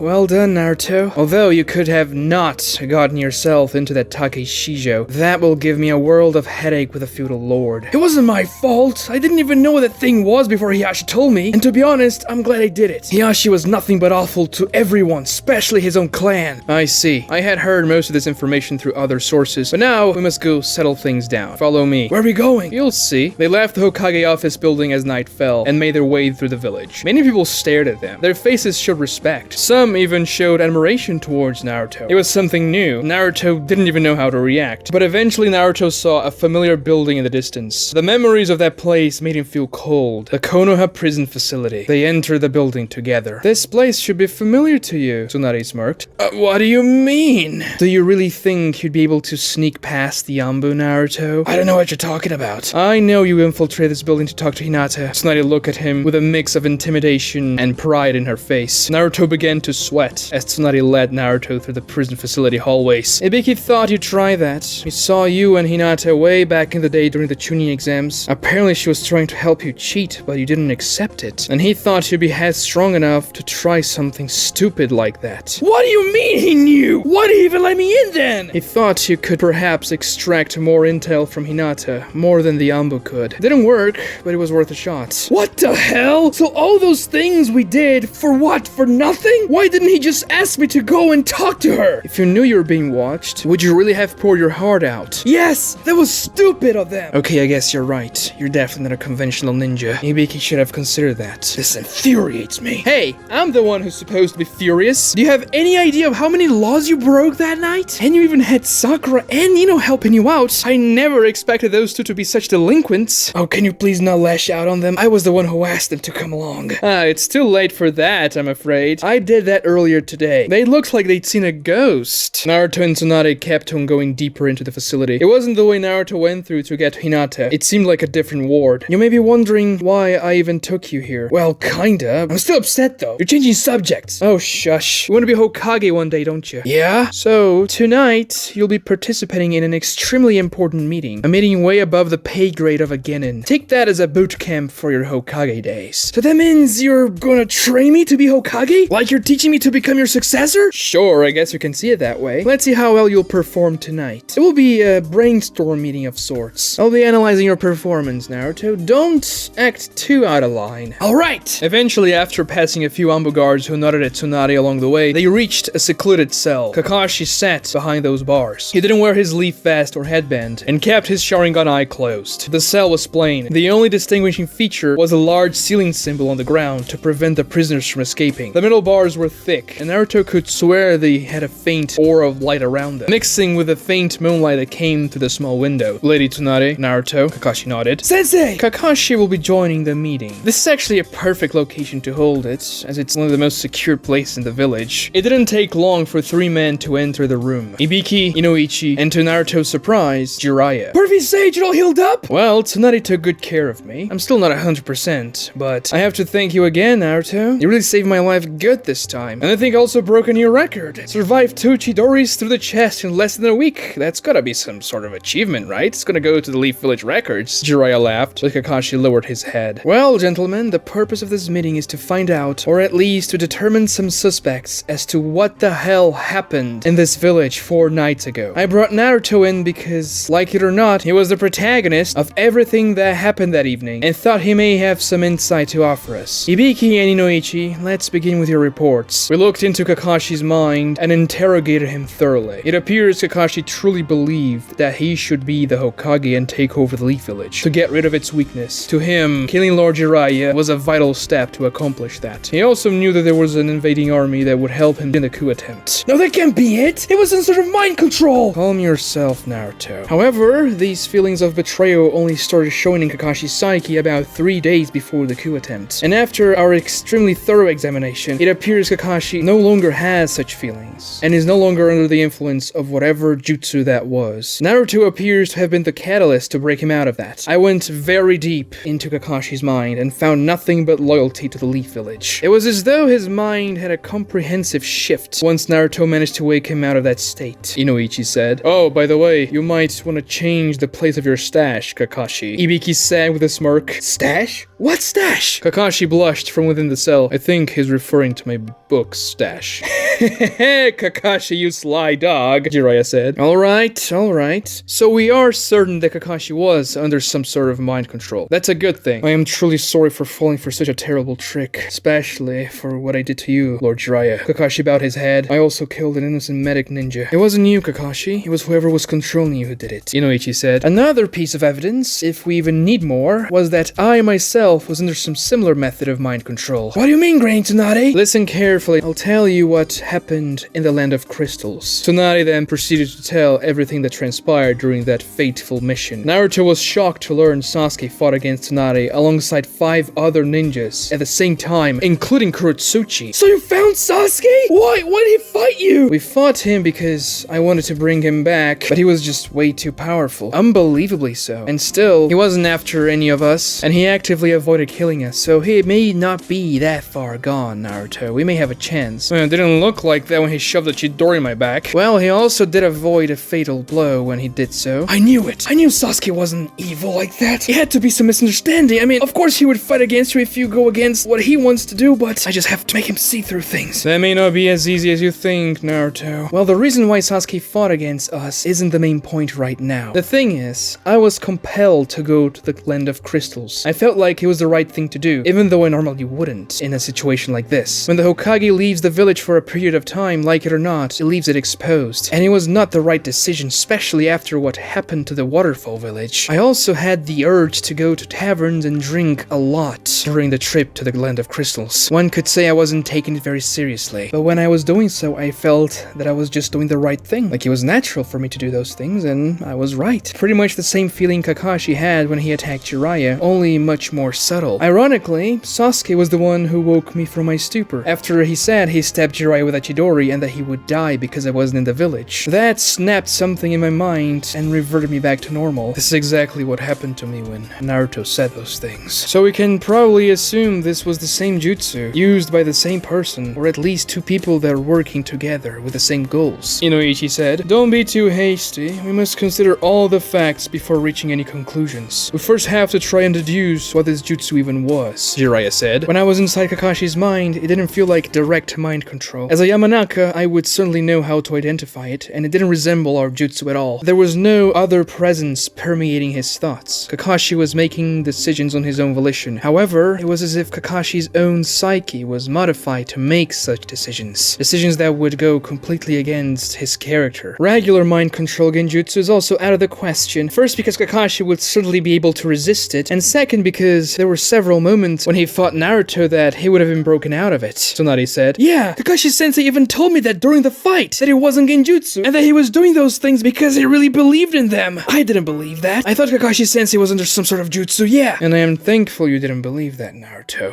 So is there a jutsu that could do something as invasive, yet subtle, to shinobi of Kakashi and Tsunade's caliber? I only know one jutsu capable of that, Kakashi said in a somber tone. "Which one?" "Koto Amatsukami." Koto what? Koto Amatsukami, one of the most powerful genjutsus to ever exist. That's what I was thinking, Jiraiya said, sighing. That's not possible, though. Shisui died a decade ago, Inoichi said. Just because an Uchiha died, it doesn't mean their dojutsu will die with them, Kakashi said, tapping his closed Sharingan eye with his index finger. Wait, hold on. Can someone explain? Shisui was a powerful member of the Uchiha clan. He possessed the Mangekyo Sharingan and could cast a genjutsu through it, called Koto Amatsukami, a genjutsu like none other. Unlike regular genjutsu, which affects the target's sensations for the duration of the genjutsu, Koto Amatsukami altered the target's mental state for an undetermined amount of time. Shisui could control people without them ever knowing they were being controlled, because they just believed that they were doing the things they were doing on their own accord. However, it was Koto Amatsukami which could alter their mind, their mental focus, their outlook in life, personality, general goals, personal philosophy, and beliefs. And you would simply be unaware of it, Kakashi said. As far as we know, the only way to break out of Koto Amatsukami was for an external agent to show you the incongruencies of your current actions and beliefs to your old self, which is what you did to Kakashi and Sasuke did to Tsunade, Jiraiya said. And unlike most Sharingan genjutsu, Koto Amatsukami does not require eye contact. The target only needs to be in range, and you can cast a jutsu, so I couldn't even notice what was happening. The perfect jutsu for a situation like this, if the user is very careful. So it had to be this jutsu, right? I mean, it fits perfectly. Well, it could be some other type of jutsu trying to pass itself as Koto Amatsukami in order to confuse us, or simply a jutsu that acts similarly to it. But yes, it seems to be the most likely candidate at this time, Kakashi said. The only problem is that Shisui died even before the Uchiha clan massacre. That may be true, but Shisui's body was never found. Itachi was linked with Shisui's death. They were very close, but obviously being very close to Itachi never stopped him from killing you. The Anbu believes Itachi killed Shisui before the massacre because he believed Shisui was the only one who could stop him. So he used the jutsu on Kakashi-sensei and on Granny Tsunade using this Shisui's guy's eye? Possibly. Knowing that we never found Shisui's body and assuming the jutsu used on us was indeed Koto Amatsukami, I only see three real possibilities. Number one, Itachi, having killed Shisui, collected his eyes and disposed of his body. And now he has access to Shisui's jutsu, which he used against us to try and undermine the Leaf Village, Kakashi said. This could fit. Itachi did say he wanted to destroy this village, so he could be preparing for that. Number two, some other party collected Shisui's eyes and disposed of his body. Someone like Danzo, who could have just tried to launch a coup and become the new Hokage. Yeah, I think it's him. It's gotta be that old bastard. Number three, Shisui didn't die and is still alive, and that's the reason why we never found his body. Now, for some reason, he is working against the Leaf Village. All these possibilities are terrible, Inoichi said. It was Danzo. I mean, it could have been Itachi, but that moldy cockroach, it was him. He brainwashed Hinata, and now he tried to take over the village. I agree with Naruto's assessment. Danzo Danzo is my prime suspect, Jiraiya said. And hold on a second. I think I have proof that Danzo's behind this thing. Remember when we were given the report about the mission to the land of whirlpools? Danzo came into the room and I tried to kill him and didn't succeed because I did something weird and substituted or whatever. He just disappeared. And then he kicked me on Granny Tsunade. But it was after that Granny Tsunade started to act weird and saying, oh, I have to go to the land of crystals and stuff like that. Why would it happen just after Danzo showed up all of a sudden? Huh, that's not exactly proof, but it's a very good clue, Naruto, and I didn't think of that. That is true. Lady Tsunade didn't even mention the land of crystals before he showed up. And he always has one of his eyes covered by bandages, so maybe he's just covering it just like Kakashi Sensei covers his Sharingan, so he's hiding that Shisui's guy's eye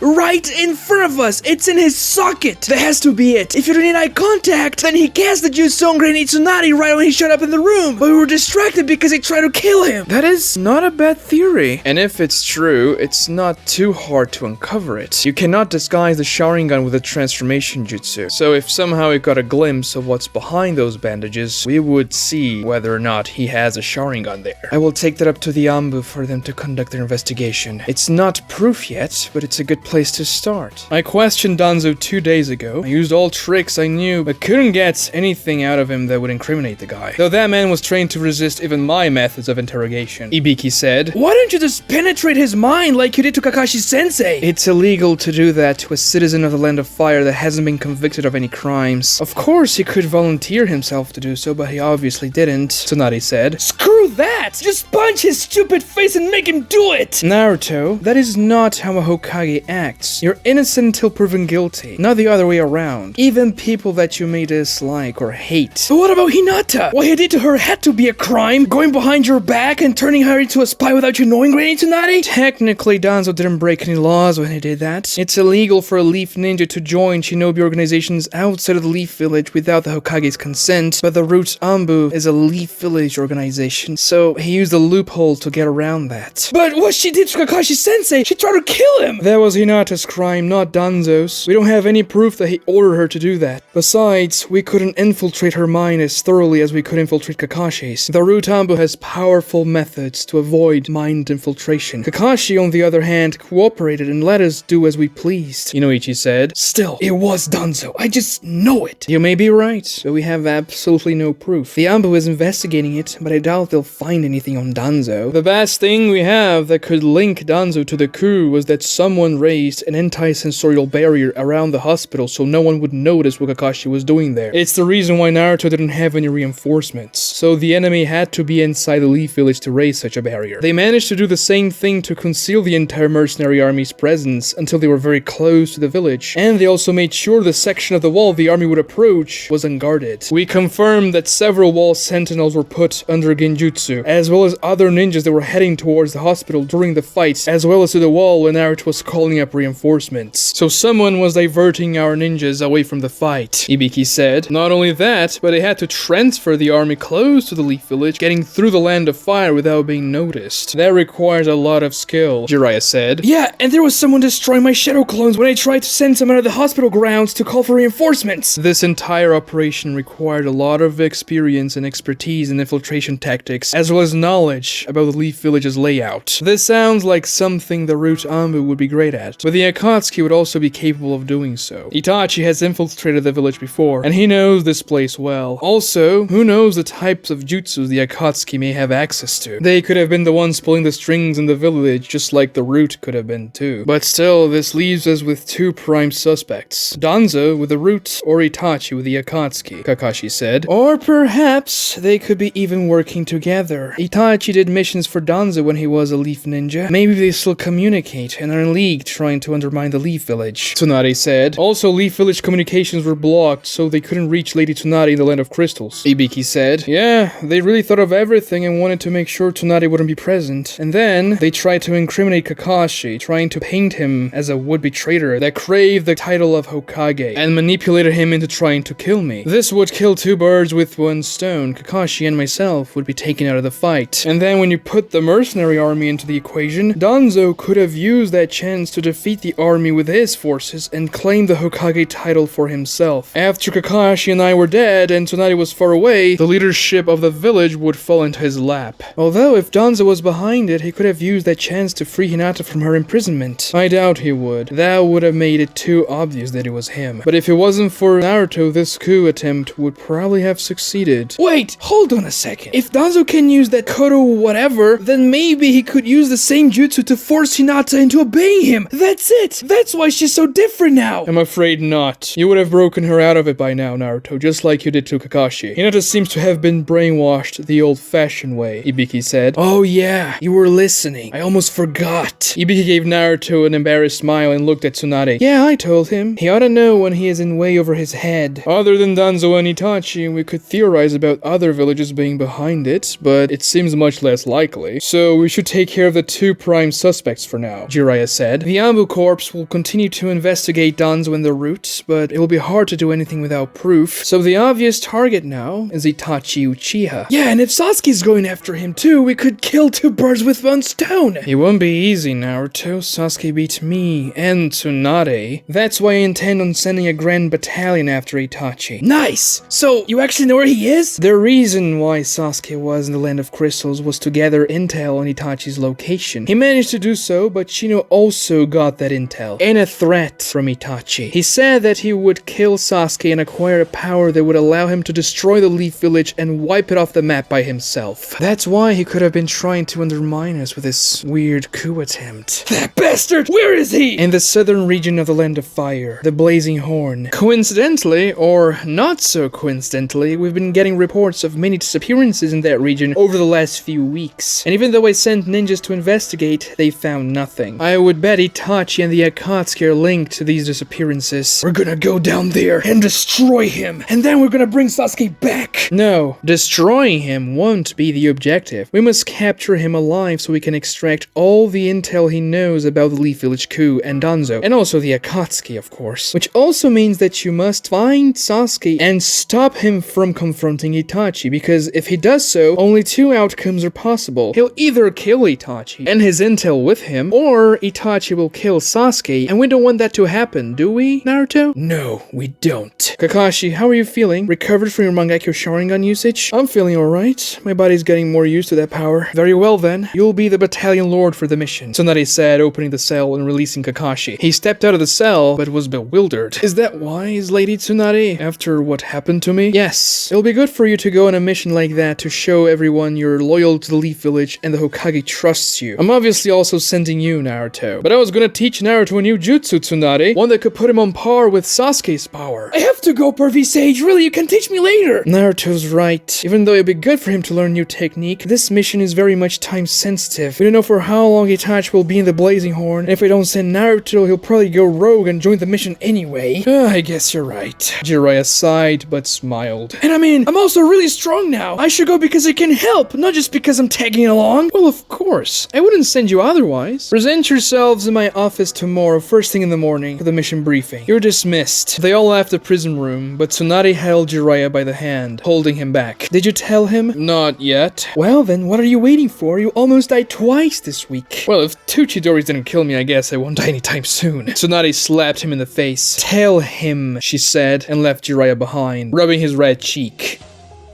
One whole scene that I'm cutting out of the rewrites is that one when Sasuke visits the weird cat lady. It's just a weird scene that amounts to nothing. It has no bearing in any future events. It only serves to introduce weird characters, the cat lady and her daughter, and the lore that the Uchiha clan is connected to cats, which is just way too goofy for cats to be the Uchiha clan animal. I guess the only thing that scene really does is to give the backstory of how Jugo got his clothes, but you don't really need that. Like, he got his clothes somewhere. It doesn't matter. You don't get a backstory as to how Suigetsu got his clothes because he was kind of naked the first time you saw him. So that scene does not exist in the rewrite.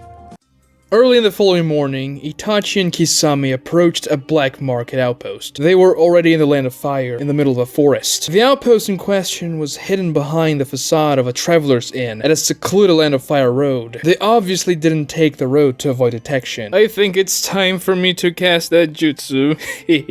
Indeed. Kisame weaved hand signs. Water style. Perfect corpse mimicry. Kisame spat water, which took the shape of a human body, a dead one. The human body is comprised of over 70% of water, and Kisame could manipulate water to such a high degree that it would take the shape of bone, muscle, and organs, mimicking human bodies perfectly down to their odor. The drawback for this jutsu was that it decayed back to regular water after a month, but it was an efficient way to sell fake corpses to the black market and get some quick money. Of course, ideally they would capture real bounties, but without Kakuzu, who was in charge of that, they didn't have time for it, especially now with the entire Blazing Horn assignment. And what Itachi had to do relating with Sasuke. Who did you create this time? An old Miss Jonin from the Terumi clan. He's worth 26 million ryo. Should satisfy the leader for now. You should go alone. I do not wish to be seen here. Very well. Kisame took the fake corpse to the back of the inn and returned about an hour later holding a suitcase in his hands. Now we just have to drop off the money and we can go take care of your business, Itachi. But I do wonder why the leader needs that much money. I can't help but to think he lives in a luxurious castle or something. Yes, I wonder why. Kisame, before we reach the Blazing Horn, I have a few favors to ask you.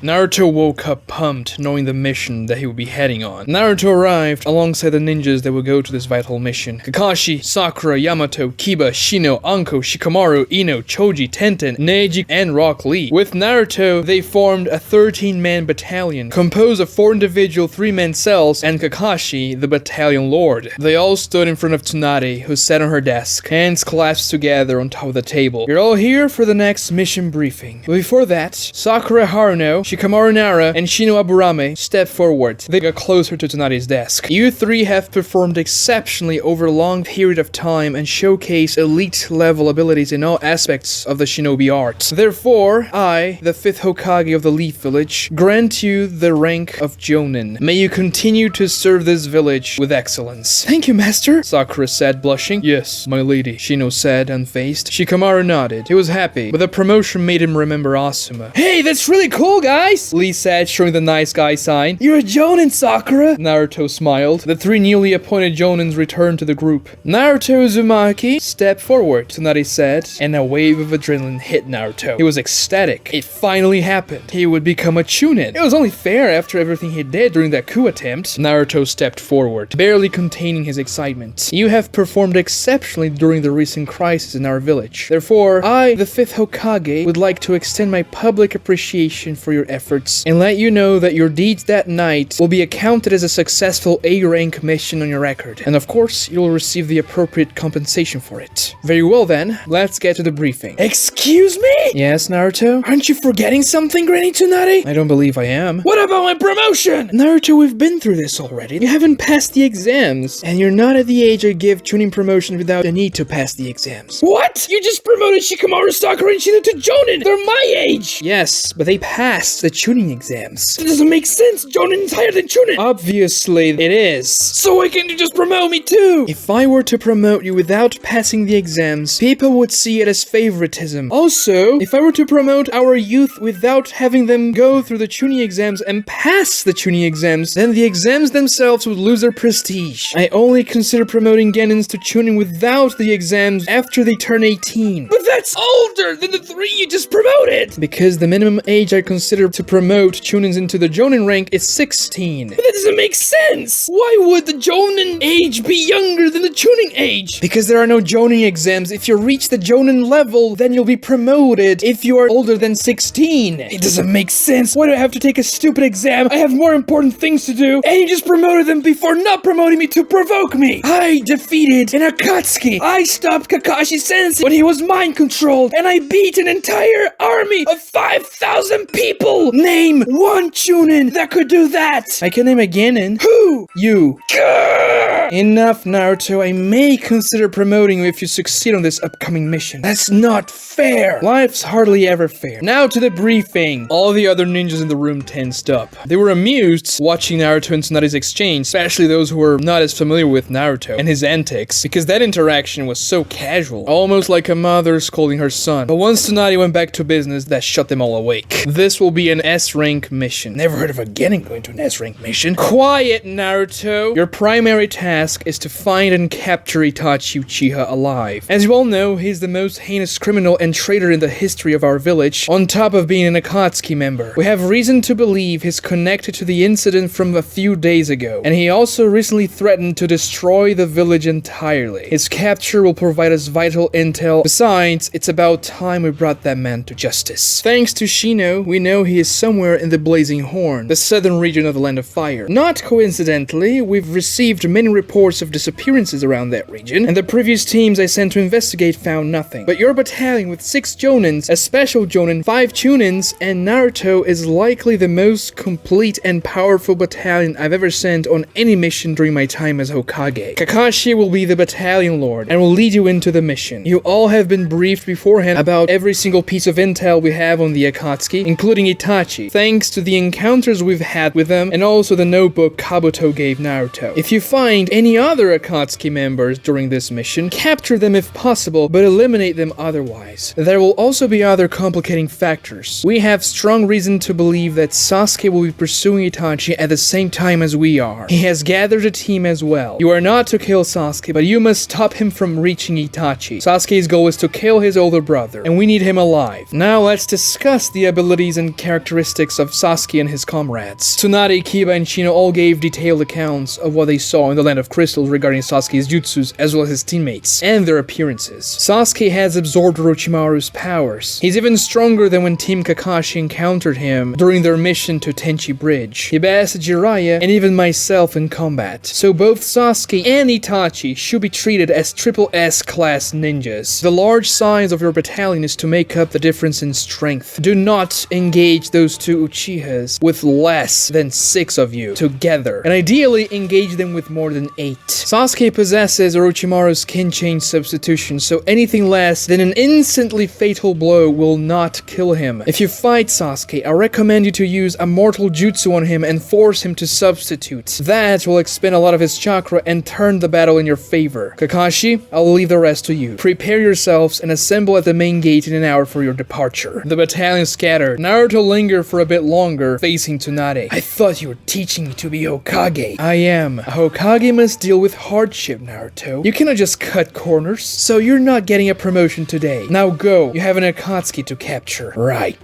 Naruto said, leaving as well. Jiraiya jumped into the Hokage's office from the window. I told you didn't have to eavesdrop on us. You could have just been present for the briefing. Nah, I didn't want to distract anyone. I wish I could go on the mission, though. You're not totally healed yet. I know. And I also have something else to do. Really? What is it? I'll tell you later, when I'm healed. Cryptic much? I would prefer not to reveal my intentions beforehand in case someone is watching us. Especially after what we discussed last night. But still, Tsunade, you should just promote Naruto. Come on. He's probably the strongest member of that battalion and has the lowest rank. If any other ninja had done what Naruto did, you'd have promoted him a long time ago. After everything he did to the village, nobody would be upset for you promoting him without the Chunin exams. I know, I treat him like a Jonin already, but making it more difficult for him to become a Chunin will make him work even harder. He'll also not take any promotions for granted. Besides, have you told him yet? I'll do it before he leaves the village. You better.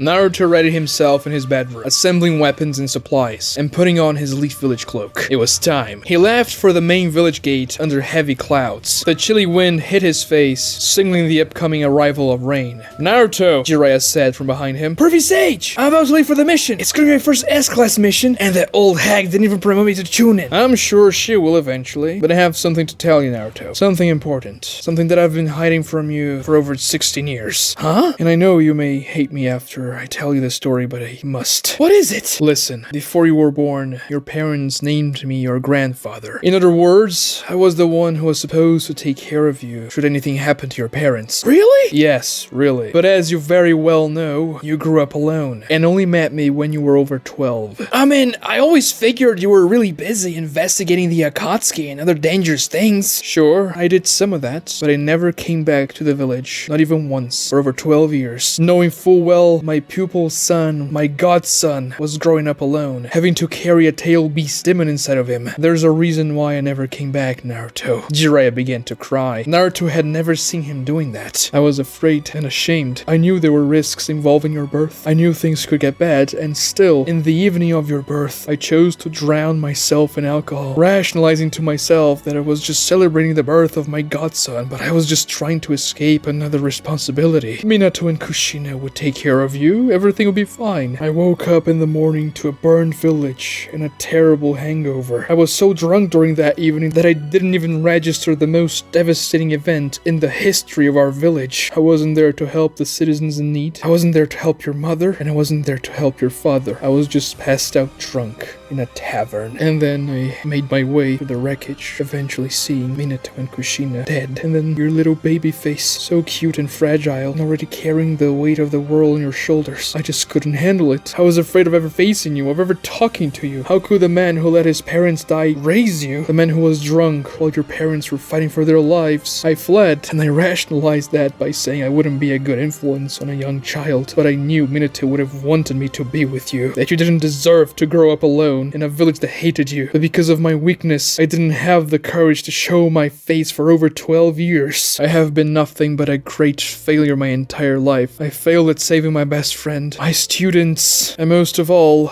I failed you. Couldn't make you strong enough to bring your friend back, and I also failed in doing so myself. You just had to fight for my life. You've been the best student I could ever have hoped for. Every time you pushed yourself past your limit, I felt a step of guilt, knowing I was the reason why you grew up feeling so much pain. So the only thing I can do now is ask for your forgiveness. Jiraiya kneeled in front of Naruto, tears streaming down his face, and he touched his forehead on the ground. Naruto fell to his knees, crying. He hoisted Jiraiya up and hugged him. They both sobbed, kneeling on an unassuming Leaf Village street as rain began to pour. There's nothing to forgive. I love you, pervy sage. Jiraiya sobbed even harder. I don't deserve this. Mistakes don't make who you are. It's how you deal with them that matters. You did make me stronger, and you protected me from the Akatsuki for years. I couldn't ask for a better master. I love you too, Naruto. They held their embrace for another whole minute under the rain, and finally rose back up. When you come back, I will teach you that jutsu I told you about in the hospital, and you'll become much more powerful than me. And when I come back, I'll have Sasuke and Itachi. That will show Granny Tsunade. You'll fight against genjutsu users. Don't forget Saikichi, and don't try to take them on alone. I know, yeah. And be careful with the Nine-Tails' chakra. Yeah, I know. I got this. Naruto touched Jiraiya's shoulder. He nodded, and Jiraiya nodded back with a smile. Naruto jumped away, heading to the main village gate. He looked back at Pervy Sage, and his fist was raised up in the air, cheering Naruto on. Team Happy walked under the rain, heading towards the blazing horn. Suigetsu, tell me who that Sakura is. Karin whispered. Well, let me think about it a little bit. No? Oh, come on, tell me no. Even if I told you, What would you even give me in exchange? information is not cheap, you know. I would not kill you. Haha, very funny. Karin stomped his right foot, which exploded into water and made him fall. You two, stop bickering, Sasuke said, annoyed. The four ninjas reached the cliffside, and Sasuke squeezed his fists with power. Karin had healed him again using the chest method earlier that morning. Now I am fully recovered. Using your chest was much more effective, Karin. She blushed. Don't be cocky. That's just for a special occasion. And stop abusing the curse mark like that. If the damage is too severe, I may not be able to heal it. Or you could just die. I am aware. Sasuke breathed in deeply, staring in the distance. Let's do this. When Naruto arrived at the gate, all other battalion members were there already. You're late, Naruto, Kiba shouted, followed by Akamaru's barking. Sorry, guys. So in the rewrite, instead of Team Kunai plus Team 7 going on the Itachi Pursuit mission, Hinata won't go because she's in prison obviously, and Sai won't go because he doesn't exist. Rather, all the Konoha 11 members except for Hinata will go alongside Kakashi, Yamato, and Anko. So we can try and give all those characters some love that they didn't get in Naruto Shippuden. Rain pelted the battalion as they stood, ready to depart. Akamaru hissed, while Kiba held a kunai in his hand. They were angry and eager to redeem themselves after their shameful failure in the Land of Crystals. Shino carried 4 insect gourds and was calm and collected as usual. Choji and Ino stood side by side. Ino leaned an affectionate arm on him. Shikamaru squatted down, the smoke of his cigarette mixed with the rain, training a raging white stream, but he was calm and determined. That wouldn't be his first, and not even his second bout with the Akatsuki. Rock Lee clenched his fists in excitement, hyping himself and the whole battalion up for the mission. Neji, Kakashi, and Sakura seemed calm, although those 3 jonins had a lot to prove in this mission. Yamato held up an umbrella to prevent the rain from hitting his scarred face. Water didn't exactly hurt it, but he felt uncomfortable feeling the cold touch of water upon it after it suffered so much heat. Anko snacked on her classic sweet beans as a second breakfast. This rain won't be enough to cool me down. I'm too fired up, Kiba said. Let's do this, guys! Let's go! Let the vortex of youth explode! Lee screamed. A normal travel time to the Blazing Horn is 3 days, but we'll be cutting that by half. We'll be rushing down there. Neji, Kiba, and Shino, you'll take turns scouting. We shouldn't encounter any resistance or enemies inside the Land of Fire itself, at least until we reach the Blazing Horn, but it's never bad to be prepared. Until we reach the horn, we will move as a tight formation, and when we get there, I will command how we're going to proceed with the search, Kakashi said. Alright, people, let's go! Naruto shouted, and the battalion jumped, heading to the Blazing Horn in the pursuit of Itachi Uchiha. Watch the next part of the rewrite right here, and please, if you got this far, definitely like the video and subscribe to the channel, ring those notifications, because they're pretty long videos, so I definitely deserve that, right? Leave it in the comments what you thought about this rewrite, and thank you so much for watching.